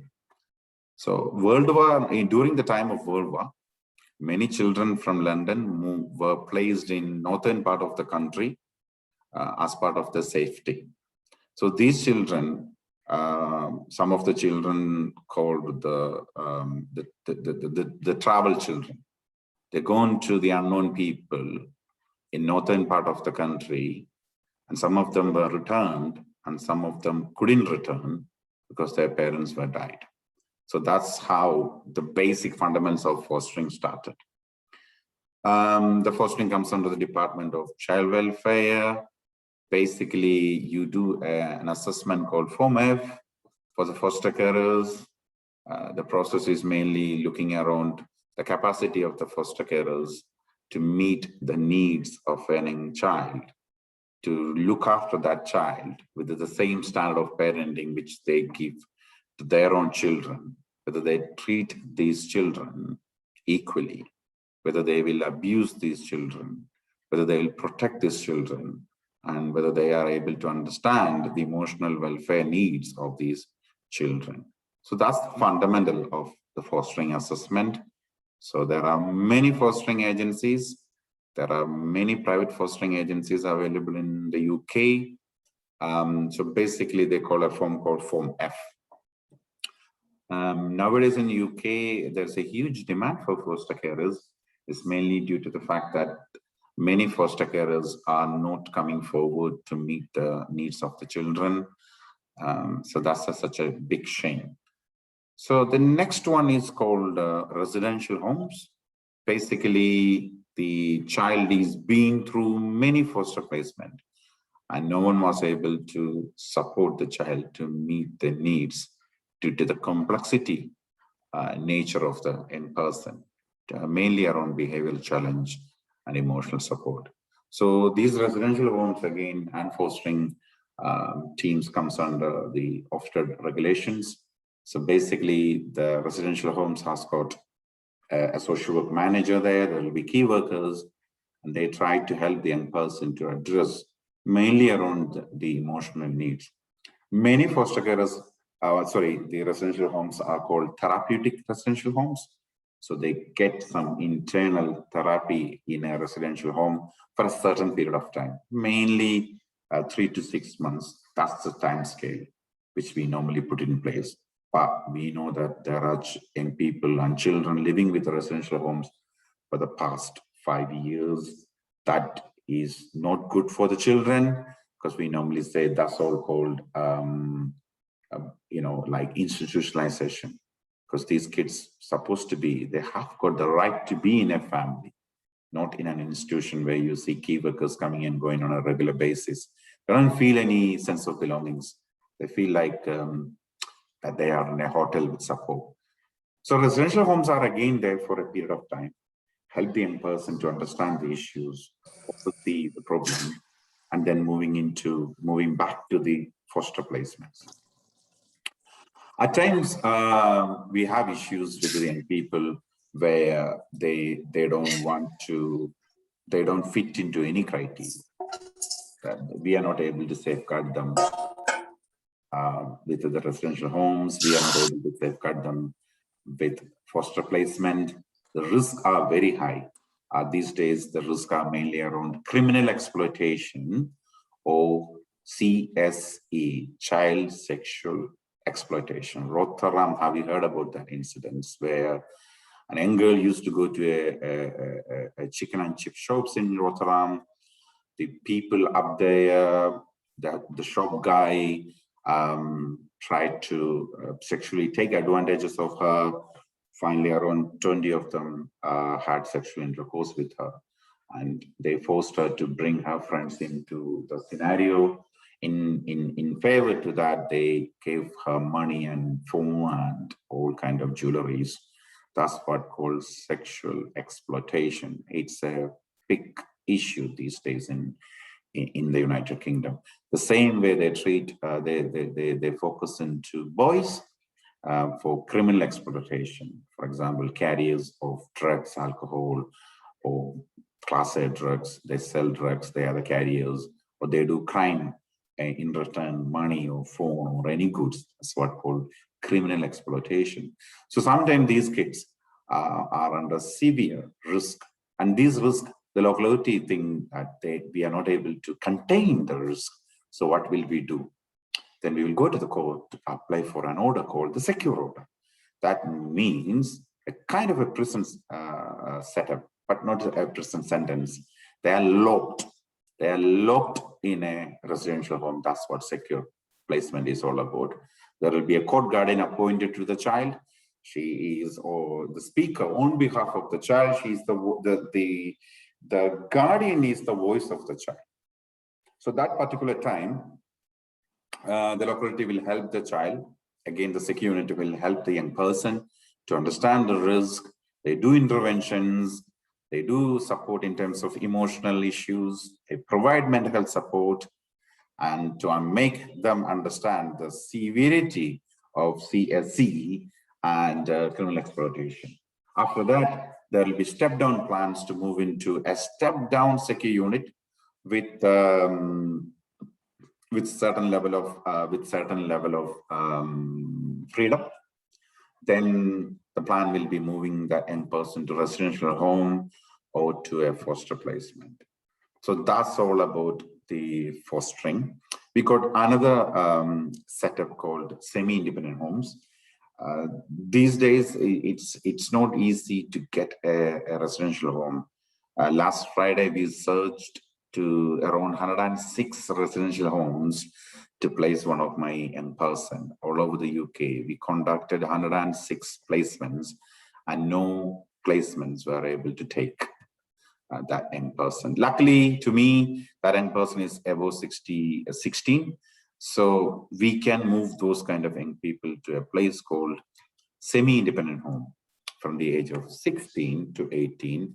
They are in a kind of a residential home, but it's not actually a residential home. It's not regulated by Ofsted.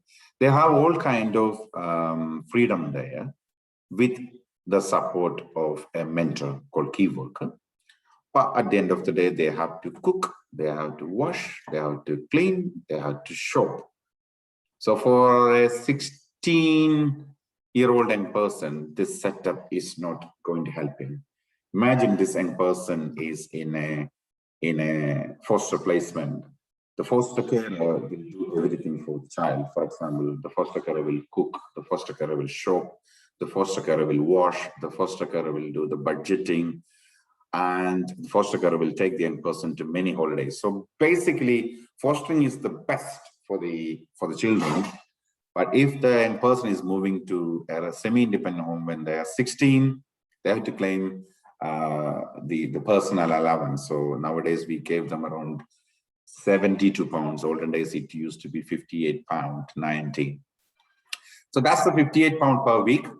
With that 58 pound, you have to balance everything. You have to go for shopping. You have to buy groceries. You have to buy clothes. You have to top up your mobile. You have to cook. You have to wash. So it's not a good place for my young people. But this is a step-down placement. So when all these young people are in foster placement or in residential home, the duty of care will come to an end when they reach 18. So until then, up into the age of 18, they had all kind of support. Let's say they want to go to holidays, here is the money. They want to get a bike, here is the support. They want to get a mobile phone, here you go. They want a laptop, off you go. They got LAC reviews, looked after children reviews, same like the child protection, there will be an independent reviewing officer. The reviewing officer will look into the care plans, that you put a plan in place. Care plan is not complicated. Care plan is basically what the child need in terms of education, in terms of health, in terms of accommodation, in terms of their identity, in terms of their family contact, in terms of their future goals. And finally, what really want to happen to that young person. So this is the care system. And when they reach 18, they will go to a place called supported accommodation. That's all over the country. Sometimes you may see in YMCA, that's one of the places you can claim the universal credit called the housing benefit. And you can go to a place and stay up in the age or when you're ready to move to apply for a band A property called the council flat. So the purpose of care is to enable them to move on with their life like our own children. So the standard I set in my team and what I set in their assessments is that what do you do to your children?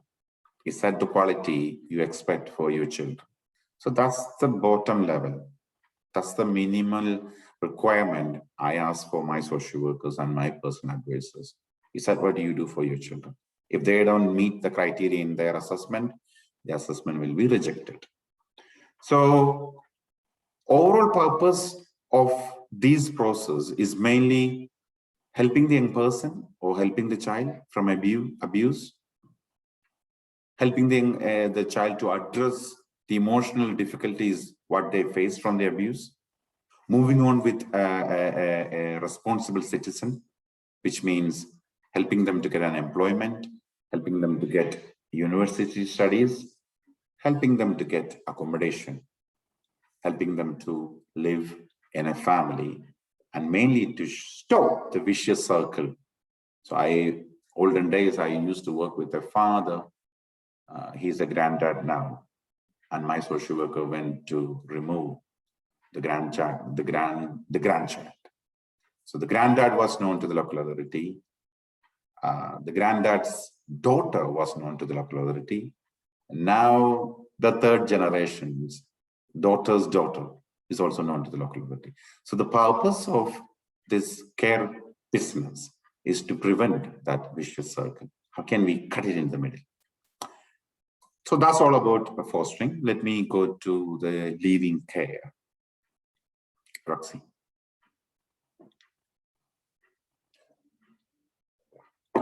So Leaving Care Act is started in 2000. Like I said, it's mainly around the young people who've been to the care to help them to exit from the care. Like I said earlier, the issue is mainly around the dependency creating. You create a big dependency on the young person because the local authority or the council is the corporate parent for the child. So whatever the child asks, the child gets the support from the local authority. So we need to prepare them to independence. Like I said, when they reach 18, how can we prepare them to independence? Helping them to move on to their accommodation, like I said. So Leaving Care Act 2000 is saying that every looked after child, when they reach the age of 17 or 18, there should be a step-down social worker called personal advisors to be there. These personal advisors are not so qualified social workers. Anyone who has got some knowledge about the needs of leaving care children can apply for personal advisors. So I have seen few chats earlier that there are few social workers who are struggling to find jobs. Apply for personal advisors post. That's one step you can put into the social work business. Personal advisors are mainly there to help the young person to move on with their post-18 life. They don't need to do big type of assessments. They don't need to do big type of analysis or terminologies. It's pretty much quite easy to do this advice. It's mainly there to guide them, to tell them, look, this is how you can claim the benefit. These are the benefits if you go to the education. These are the benefits if you go to work. So mainly helping them to focus into work or education, helping them to parent their own child, importance of teenage pregnancy, how to keep themselves away from drugs and alcohols and violence. So it's mainly like a mentor. That's what called the personal advisors. So they work up to the age of 21. But if the young person is saying that, look, I continuously need support, then the personal advisors can extend their support from the age of 21 to 25. So it's mainly many local authorities, their living care package is quite good. So like I said, we are the corporate parent. So if my son or daughter want to go to university, what will I do? I will try to help them. So we have got a good university package for them, mainly around helping them to meet their rent, to pay their mobile phone top up, to buy books, transport and all. So that's a good scenario. So that means just a general reminder, conscious of time, maybe if we could wrap up in 5 minutes, then we can start taking questions. That's fine. So this is living care. So basically to help them to be an independent citizen. Roxy, next one, please. Yeah, let me come back to the assessment. So as a social worker, if you don't have the capacity to do the assessment, then you will struggle a lot. So these terminologies around assessment makes a lot of social workers confused, stressed, and some social workers even struggling to figure it out. What do you mean by assessment? So let me break it into simple terms. You basically don't want to know what's going on. What are the facts? Your assessment should be evidence-based. You need to prove that this is happened. These are the evidences from school, from the theories, from the researchers. And what's your professional view? What needs to happen? And if you don't have these kind of things, how will you tell this parent to change?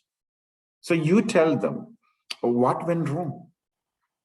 And you need to assess whether they know the problem. What are the barriers? The barriers are mainly around the parents' drug alcohol consumption, misuses, the number of partners, lack of boundaries and stability. And so that you identify the right support. Like I said earlier, some parents struggle to send their children on school on time. So what will you give them? There are number of children's centers are around the country, around the boroughs. They do organize a program called Positive Parenting Program. So help them, the parent, to move on with this. Identifying support is mainly one particular fact. And then assessing the progress. The assessment is an ongoing assessment. It's not something you just start the assessment and close the assessment. No, it's an ongoing assessment. So you need to constantly check whether they are making the moves, what further support they need, what further support they need. For that, you need the skill called analysis. So how will you analyze this? Roxy, analyze. Could you go to the next slide, please? Analyze is, again, some of my social workers even struggle. When you go through the reports, towards the end, there's a box called, what is your analysis? What is your analysis? So it's not something where you need to put all the theories and making it complicated. It's silly, simple terms. The focus of everything is the child. So again, what happened in your analysis? You need to say, historically, this is what happened. Who been affected?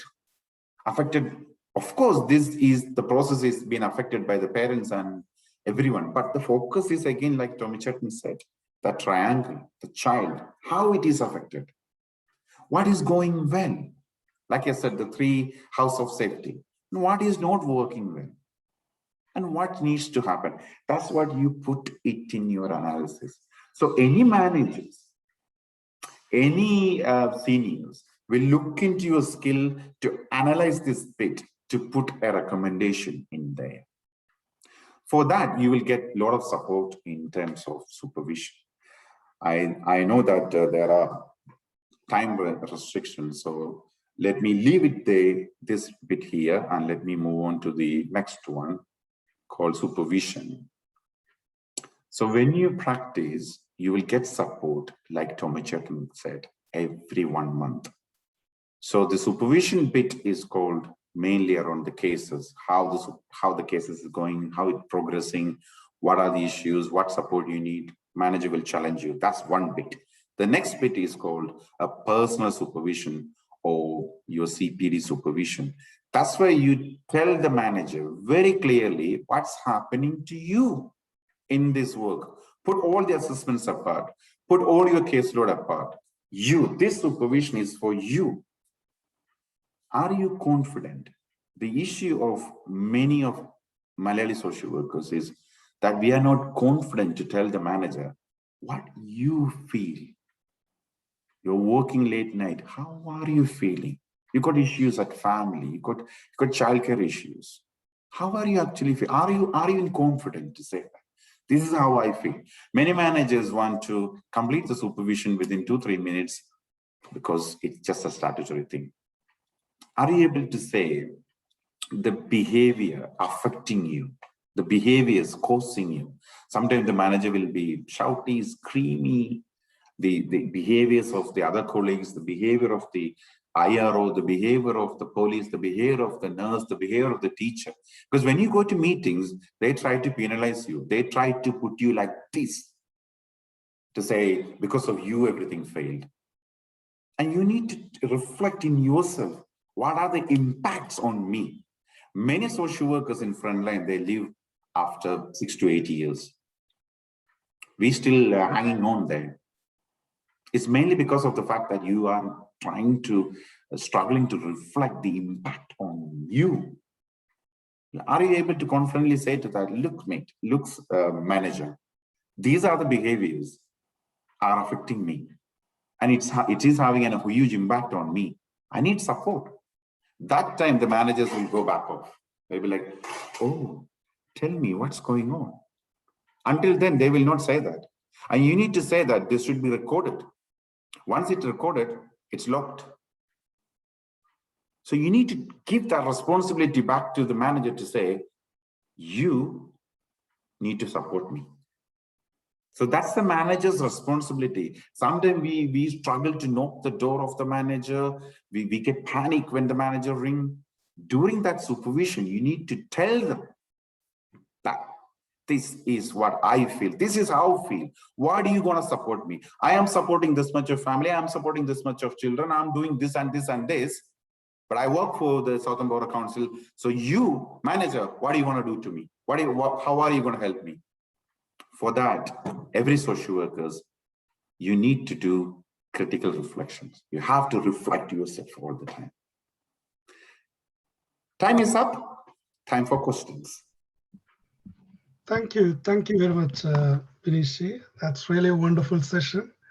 And it's more than what I expected that you actually covered, which is really great. It's very informative, very enlightening, and very refreshing. And the last bit I really liked. That's applicable to every practitioner here. And that is something every new social workers who is joining their career, who is starting their career, they need to be aware, the supervision, how important it is, because sometimes it could backfire some of the decisions we have taken or some of the work left over. So how we are able to speak up for ourselves before we are able to speak up for others. That's because we are working with vulnerable people, we have to speak up for them, but we have to empower ourselves first. So that's a takeaway for everyone from today's session. Quite important, because how we are going to challenge our own practice, our own managers, and try to be vocal about that. If you have any problem, address with the manager. So that's really great session. And thank you very much, Binishi, for your time. So let's start taking questions now. So we have so process of supervision. Could you explain a little bit more about the process of supervision, if anything specific? So basically, you got 3 types of supervision. One is called informal supervision. You can basically call the manager to say, I've got a problem. then you just casually talk. The manager won't put everything into the system. You can email, you can WhatsApp, you can call, you can Zoom, or you can just chit chat in your office. That's called informal supervision. The next bit is called formal supervision. It's formal supervision for the cases. According to Ofsted, there should be a formal supervision once every 3 months. So in between, you can go to the manager to say, like Roxy said, you are making a decision that can be backfired. So to prevent that backfire, we say cover our back, say to the manager that, look, I need a supervision. So the manager will be like, okay, let's put that into supervision. That means the manager is also accountable to take that decision.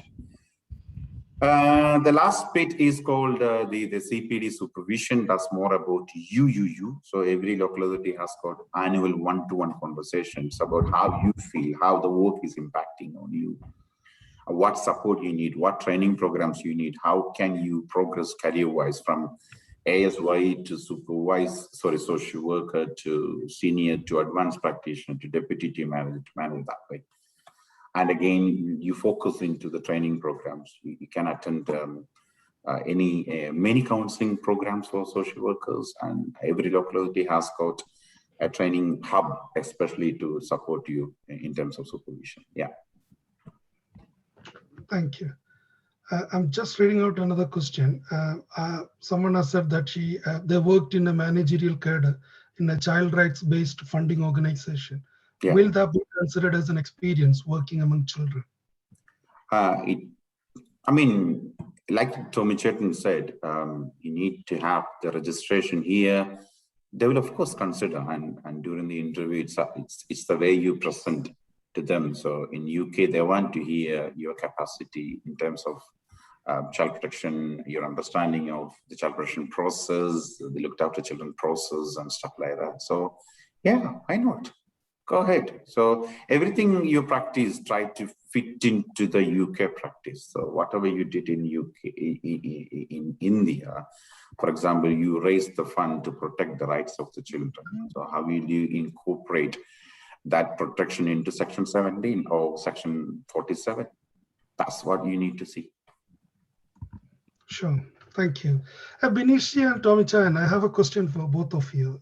If you could answer one by, each one of you could answer. What is the main difference? If you could just say some cultural, you all worked in India as well before coming to the UK, right? Benishi, you worked in India, right? Before you came to the UK. So was there any cultural shock? I know everything will be cultural shock when we start the practice, but is there anything that's specific that you remember in your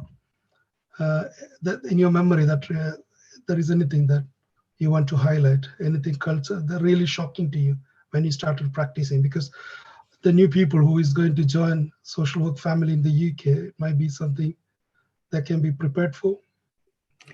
One family I worked with, I still remember her name, Debbie.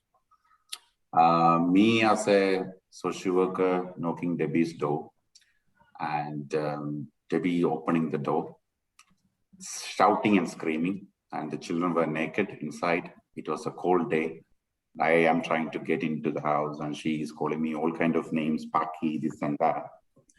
And I can see the child is screaming to me, like, help, help, help. And it was like 6 o'clock in the evening, and I am trying to ring the manager, the senior. No one is calling me. Don't know what to do. Don't know what Debbie is doing to her children. The house is cold, and Debbie can't do anything with me. She is absolutely on fiery mode. And where will I go? What will I do? That was my second week of social work, and those times the workers were quite racial, not like these equality things those days. They used to say that, we don't understand you, Binesh. We don't understand your accent. What will you say, Binesh? And again, inside the team, they won't help me. That was a horrible day, and I waited outside for 1 more hour. Finally, everything gone calm, and Debbie was like saying to me, I just asked her openly, what do you want from me? Because I can't call the police for the children being running around the house. So basically, she said, I don't have the top up to gas. So those days we got a key to top up. So I still remember taking the key. I don't know what to do. Going to the corner shop, telling that guy, I said, gas, and he's saying, no, man, you need to top it up. And giving me £10 out of my pocket, charging it, giving it to Debbie. And the house was warm during that bank holiday weekend. And that happened in May. And that's still haunting. And when I reached back to the team, I tried to tell them that no one was helping me. They were like, keyword. Martin Chako, Martin Chetan, one of our executive members, he posted something like, every day in social work in the UK brings a surprise of some kind. That's true. Every case is different. Yeah. So that's why it's a never boring profession. But I don't know if most of you may have seen it. There was a study conducted by Community Care a few years ago. They said the average professional age for a social worker is frontline is 8 years. I think you mentioned that already. Yeah. Because after 8 years, people tend to leave frontline social work and they try to find some other job.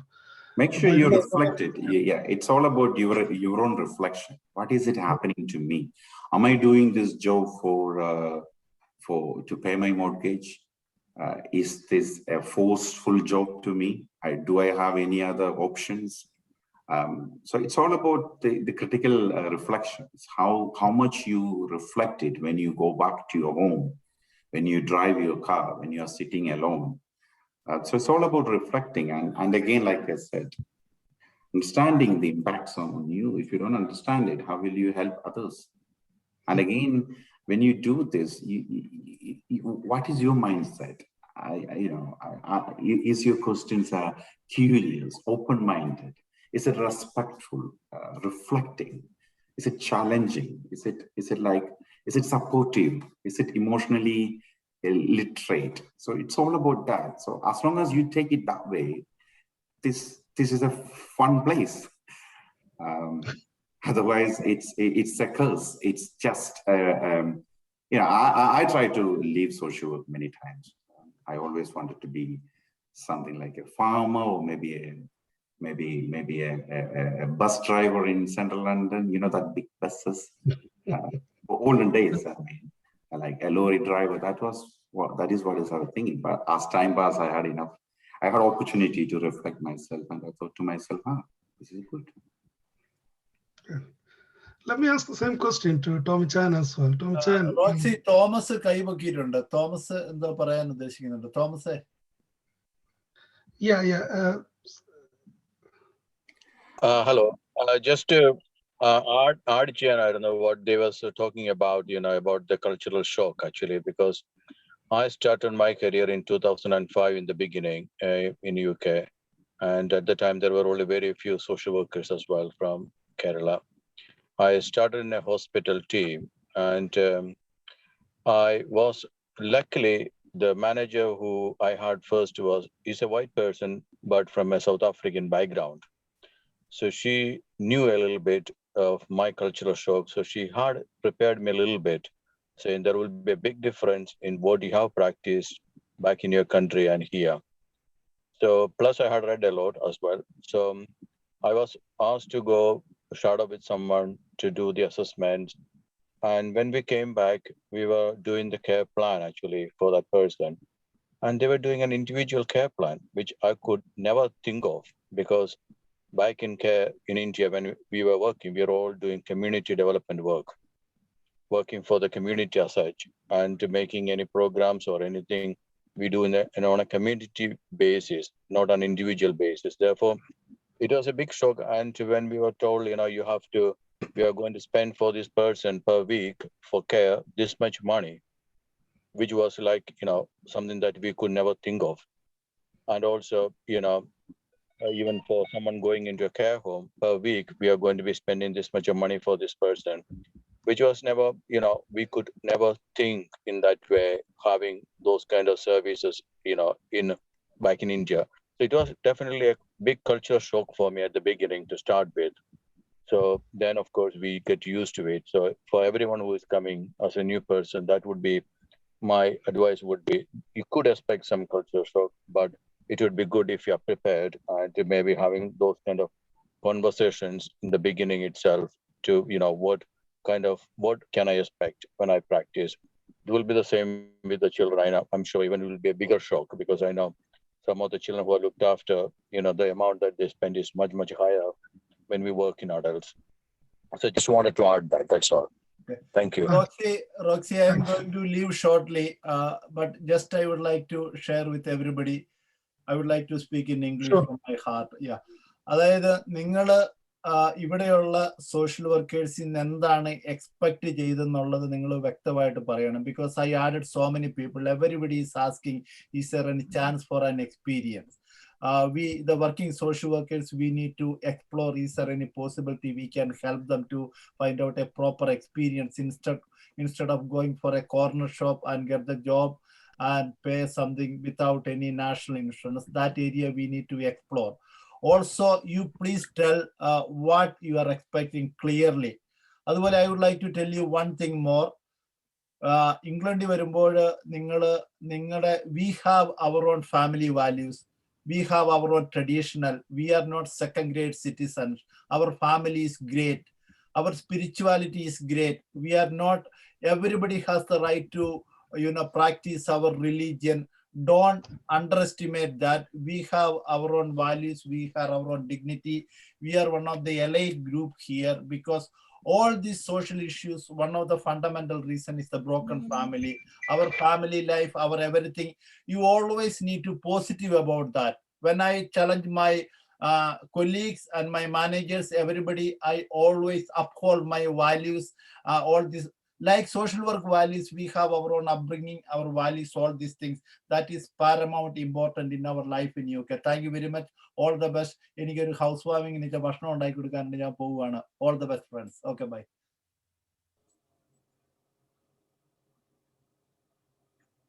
Roxy finished. Thank you. Thank you.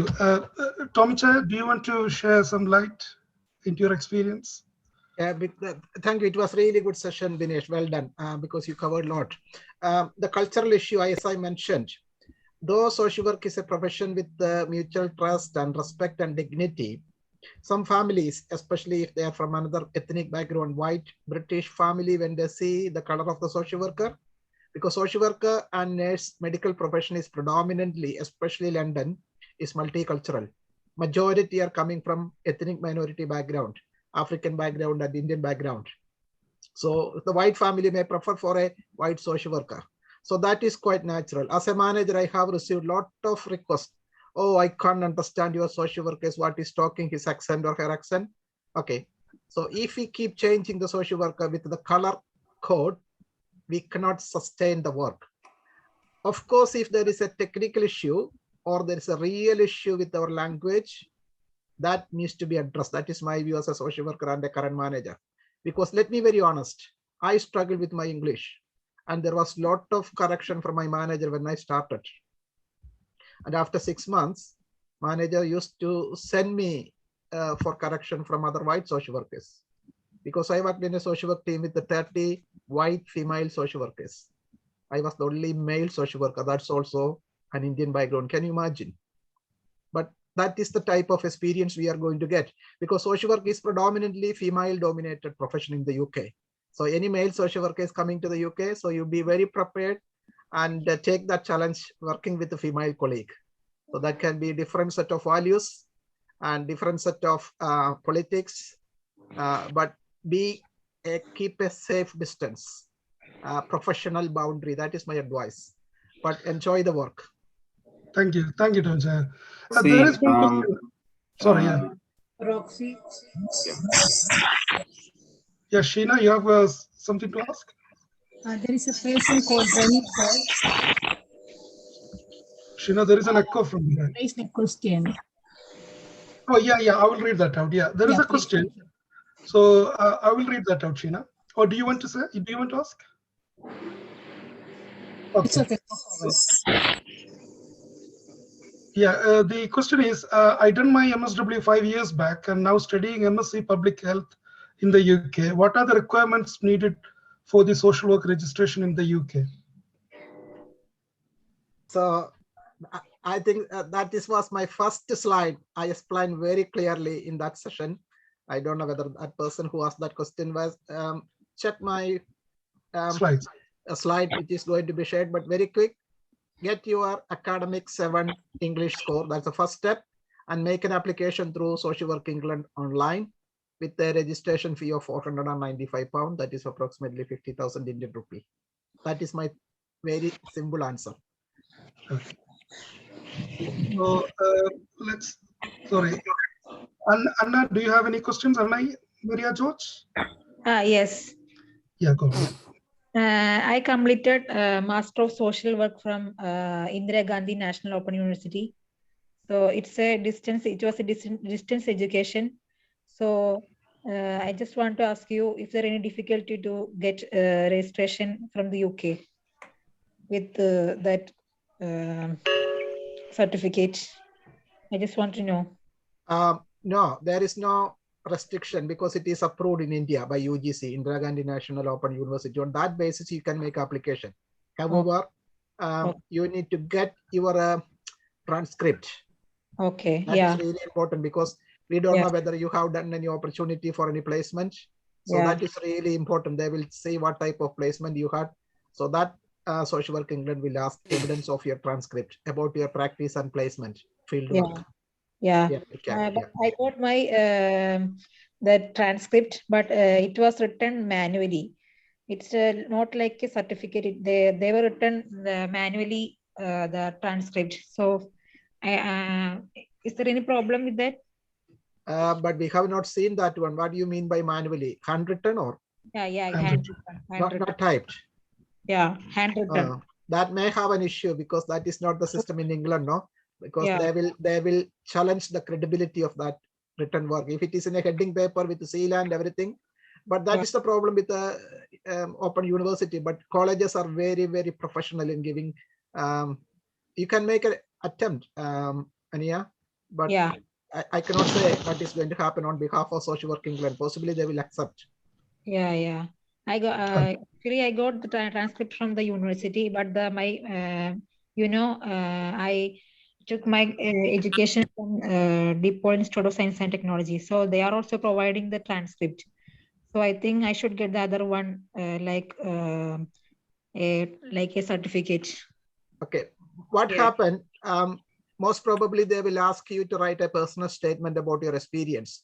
If you write that in a very good English, a 2-page statement, attach that one. What was your experience in studying that one? That will help you along with the transcript. Oh, okay. Because some of the students' recent applications, they ask for the students to write a personal statement. If you contact us, we will give you some students who recently applied and was successful in getting the registration, and they will explain you how they have written their personal statement for registration purpose. Okay. Okay. So, I think I can do that. Thank you very much, Anna, for asking questions, and thank you, Tomy. I'm just conscious of time. Sorry. Roxy, one more thing, Roxy. Yeah, sure. Yeah, these days, there are a number of private fostering agencies are recruiting social workers. There will be issues around visa, but I know some agencies can give visas. I mean, I don't know them personally, but that's one step to social work for the people who are trying to social work. And the other bit is around apply for personal advisors. Okay. All right. So let's. Sorry, is there any question, Dina? Do you want to ask something? Yeah. Now currently I'm doing youth work and community development course. So is there any chance? I think there is some similarities between youth work and social work. So do the social workers get any opportunity in the social work organizations? Okay. So anybody who is on a study visa at the moment, UK, I think this is a very confusing situation, everybody. So please understand the course you are going to do in the UK is not your basic qualification for social work job. The course is only an entry route to the UK for your study, but your application should be based on your qualification. You qualified from India, MSW, plus your registration. But definitely the course you are taking, that will be a complementary additional course on your CV. For example, a social worker with the MSW is taking finance. It's not a good choice, but youth work is a really good one. You can demonstrate the skills and knowledge you have obtained and achieved through your course in the UK. Put that in your CV and in your personal statement. That would be really good for you, Dina. Okay. And public health, again, if somebody is doing public health, because social work is a multi-agency partnership work with health and education. So public health is a really additional knowledge, but you need to demonstrate in your interview and in your statement how that course is to enhance and improve your social work knowledge. That is the way you need to present in the interview and in your personal statement when you make an application. Does that make sense? Yeah, thank you. Thank you very much, Tomy. Binishi, so is there any questions anybody has got to ask Binish? He has done a session on looked after children, and he has also covered a number of other areas. He has given us a wider picture. So any questions to specifically to looked after system? That will be the last question because we are overrunning the time, 9 minutes past 12. Yeah. Roxy, just 1 minute. I'm going to share a kind of feedback on the screens. So if you can answer that question, that'll be great. And I will share. Let me just introduce the person who is talking now. That's our secretary, Biju Anthony. I was going to call you. Okay, don't worry about me. I just want to share it so that you can give me an honest feedback, and we'll share a detailed feedback questionnaire with you all in an email, so you could help us with getting this feedback out. Yeah, thank you. I'm going to launch it now. You all fine? Do you see it on your screens? Yeah, I can. Yeah, just you can auto, like you can select the.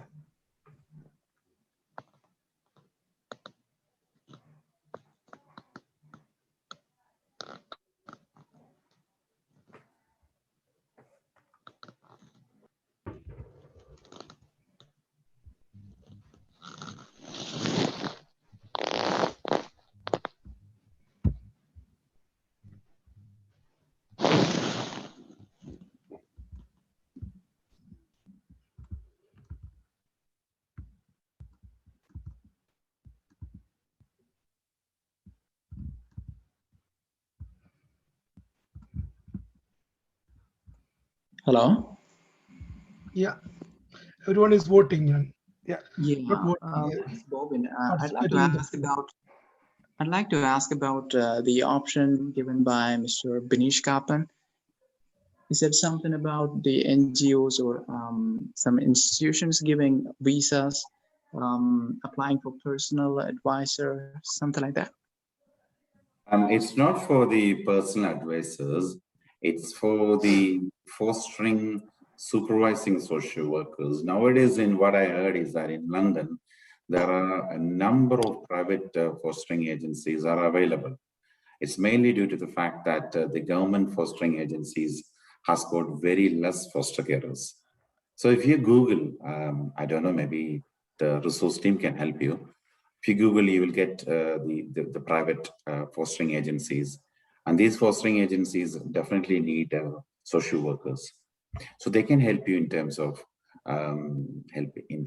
registering with the Social Work of England, or they can get you one step into the social work practice. So when you do the fostering social work, you don't need to do complicated assessments or like I said, the Section 47 investigations or anything like that. You'll be part of it. So the main focus will be around Form F. Again, you Google, you will see Form F. This Form F is an assessment for the foster carers. So the only assessment you're supposed to do is regarding Form F. So if you get some experience in Form F, and if you get some training programs around Form Fs, that will be good. So once you become, I have known few few of my previous social workers. They've been through this private fostering business. They got 1 or 2 years of experience, and then they came back and applied within the council as a social worker. So that's pretty much easy. It's an easy. Okay. Okay. So do we have to be in the United Kingdom to apply for that? Yeah. Majority, yes. Okay. Preferably. Try your luck. It's all about why not? Why don't you apply? Nothing else. All right. Thank you so much. Thank you. So Bijubhai, do you want to talk about the poll results? Yeah, it's we are all very good. Give me 1 second.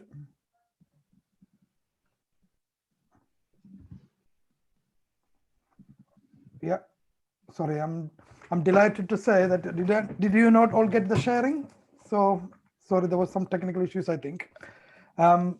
It was only, like most of them, 98% were helpful, and it's very positive feedback. I'm very pleased about it. So thank you very much for all those who voted. So you'll all get a detailed questionnaire where you can, provide some qualitative data as well. It's about what kind of things you liked or disliked, what areas that you may prefer a bit more. Because while you're doing the poll online, the possibilities are we have to go with the kind of quantitative approach, just to give yes or no questions type of type of questions. So thank you very much for all who participated. Yeah, thank you. So anything, Binish or Tomy Chan, we can conclude it now. So you're muted. You're muted, Tomy Chan. Okay, nothing from my side. It was a pleasure meeting so many people. Yeah, well done. And it was really good to have you both here today. Very informative session, and everyone liked it. Everyone found it very helpful, useful, and we really appreciate your time. This is a long weekend for us here in the UK. So people have taken time off from their families, and they are spending time for us. They would have done some preparation for it. So they would have spent many hours to prepare for this session. I know they are experienced professionals. They've been doing this for many, many years, but still, I really appreciate the efforts they have taken to guide our new social workers, newly qualified social workers, and aspiring social workers. We do really appreciate both of you, Tom Chan and Binish, for the efforts you have taken and the time you have found to come and deliver the sessions. It's been really great. And for the information of all other members, we'll be continuing to do our sessions, as I said earlier in the beginning of the today's seminars. The next session will be on 19th of June, and we are still in the process of finalizing the topics of the session. There'll be one session aiming towards the working professionals. We are thinking of doing a program on LADO, Local Authority Designation Officer. If there is any professional allegations made against a professional, a social work professional, that will be investigated by LADO. So that will be, we have one of our Malayali social workers who has been working as a LADO, experienced social worker, James Kuti. So he has agreed to do one session, but this will be confirmed later in the communication. So those who have registered with us we will notify you if you or you can contact us at ukmsw1@gmail.com. And the session will be at 10 to 12, the same timing, on 19th of June. So every month we are planning to organize. So as I said, one session will be on practicing social workers, and other session will be on kind of continuation of today's session, like how to get into UK, or for beginning of their career, what needs to be done. So the topics will be finalized, and the communication will be sent out soon. So just for the I mean, we are like a semi-formal organization. We all are friends each other. We know each other well. So that's why we call Tomy Chan and Vijay. So we don't, although we are a professional organization, we are very informal in communication each other. So we would like to welcome you all to join us. We have opened up different categories of membership, like student membership, professional membership. So we would like to hear from you soon. So thank you very much for joining us today. And just for formality purpose, I would like to invite Secretary back again. If there is anything you would like to say, Secretary, before we conclude. Yeah, just to I know it's a formal session, so we need to conclude it with a vote of thanks, isn't it? That's the right way of doing it. Even though we know each other, we have that kind of friendly, informal approach to our functionalities and things. We still need to maintain that kind of vote of thanks. So first and foremost, I take this opportunity on behalf of the UK MSW Forum and the Executive Committee to thank Roxy for the resource coordinator, for organizing such a wonderful seminar for the aspiring social workers. As we said, it's our dream, it's our focal point for the next couple of years to look at developing social work careers for Malayali communities in the UK. And I know there are one or two people who are from outside the Kerala population or state, but we work as a a fraternity, So our fraternity is to develop social work in the UK. So that's why we work very closely with the BASWA, we work closely with other organizations and things. But it's also, this platform is for us to come together and develop the career, discuss our concerns, and improve our career in the UK. So that's why we made it for social workers from Kerala. So first and foremost, for Roxy for organizing it, and Mr. Tomy Sebastian, one of the senior member of the forum, and Binish Kaplan, who is also very one of the pioneers of this forum.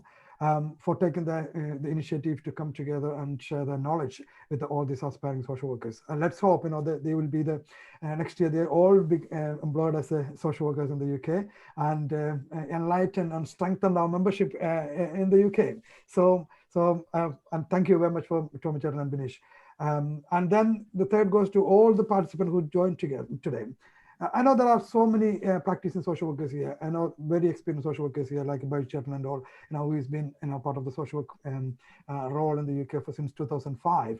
But there are, they're all here to support all those aspiring social, which makes me feel very happy, because you all came together to support these aspiring social workers.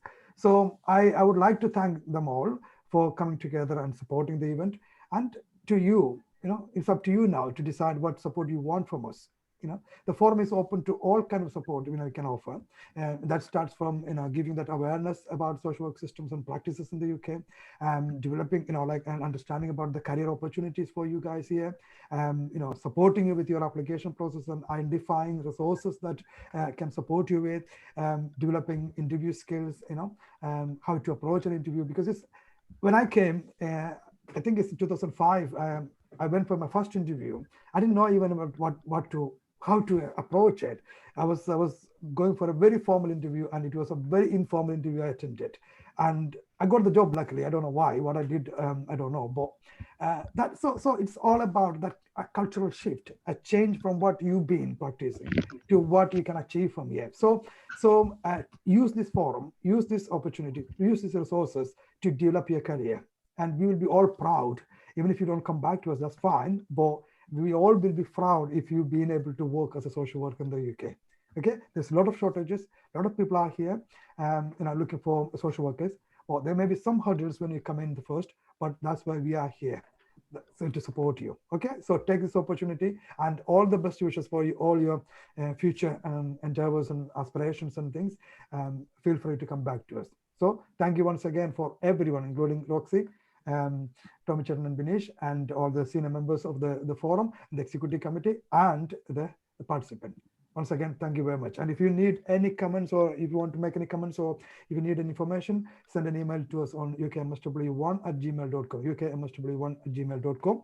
If you didn't get an immediate response, please bear with us, because we are all working and we are all doing it on our spare times. So if you didn't get an immediate response from me, you can send us, there is a mobile number at the end of it. You can send me a WhatsApp message. Okay, thank you very much. Thank you. Thank you very much, everyone, once again. Thank you very much. Thank you. Thank you. Thank you very much. Bye, friends, everybody. See you again.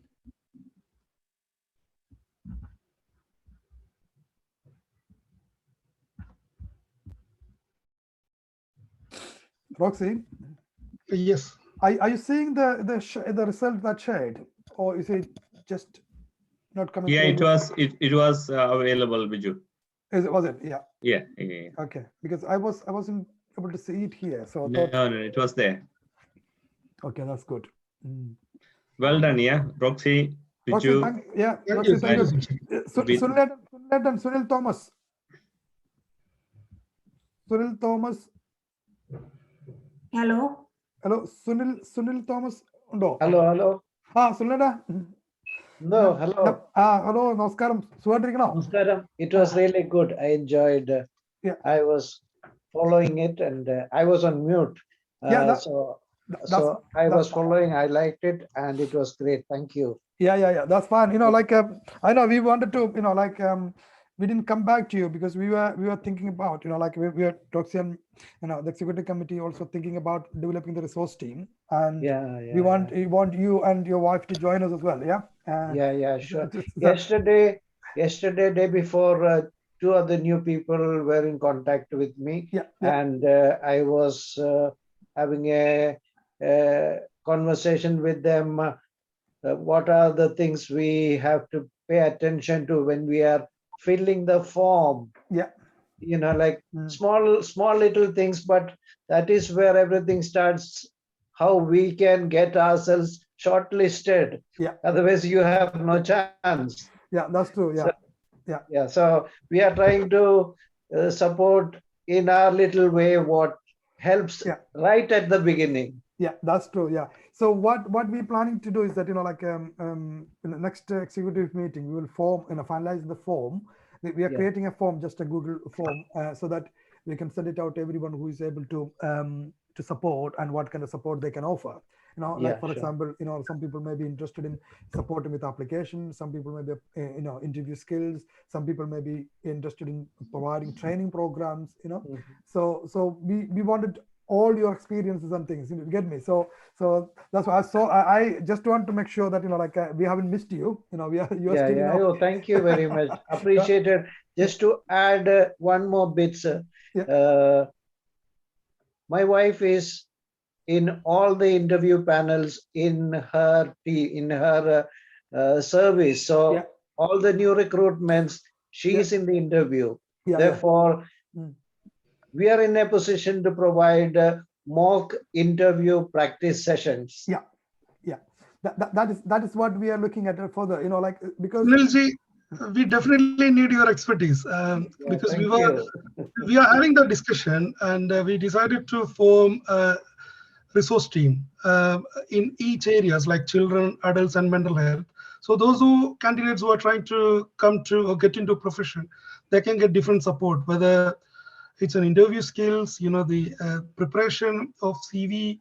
Although we have some limitations in completing the CV, we can't make anyone CV, but we can give them some tips and guidance. So things like that. So a communication will be sent out soon. Bijubai, I think we could send out maybe next week at some point.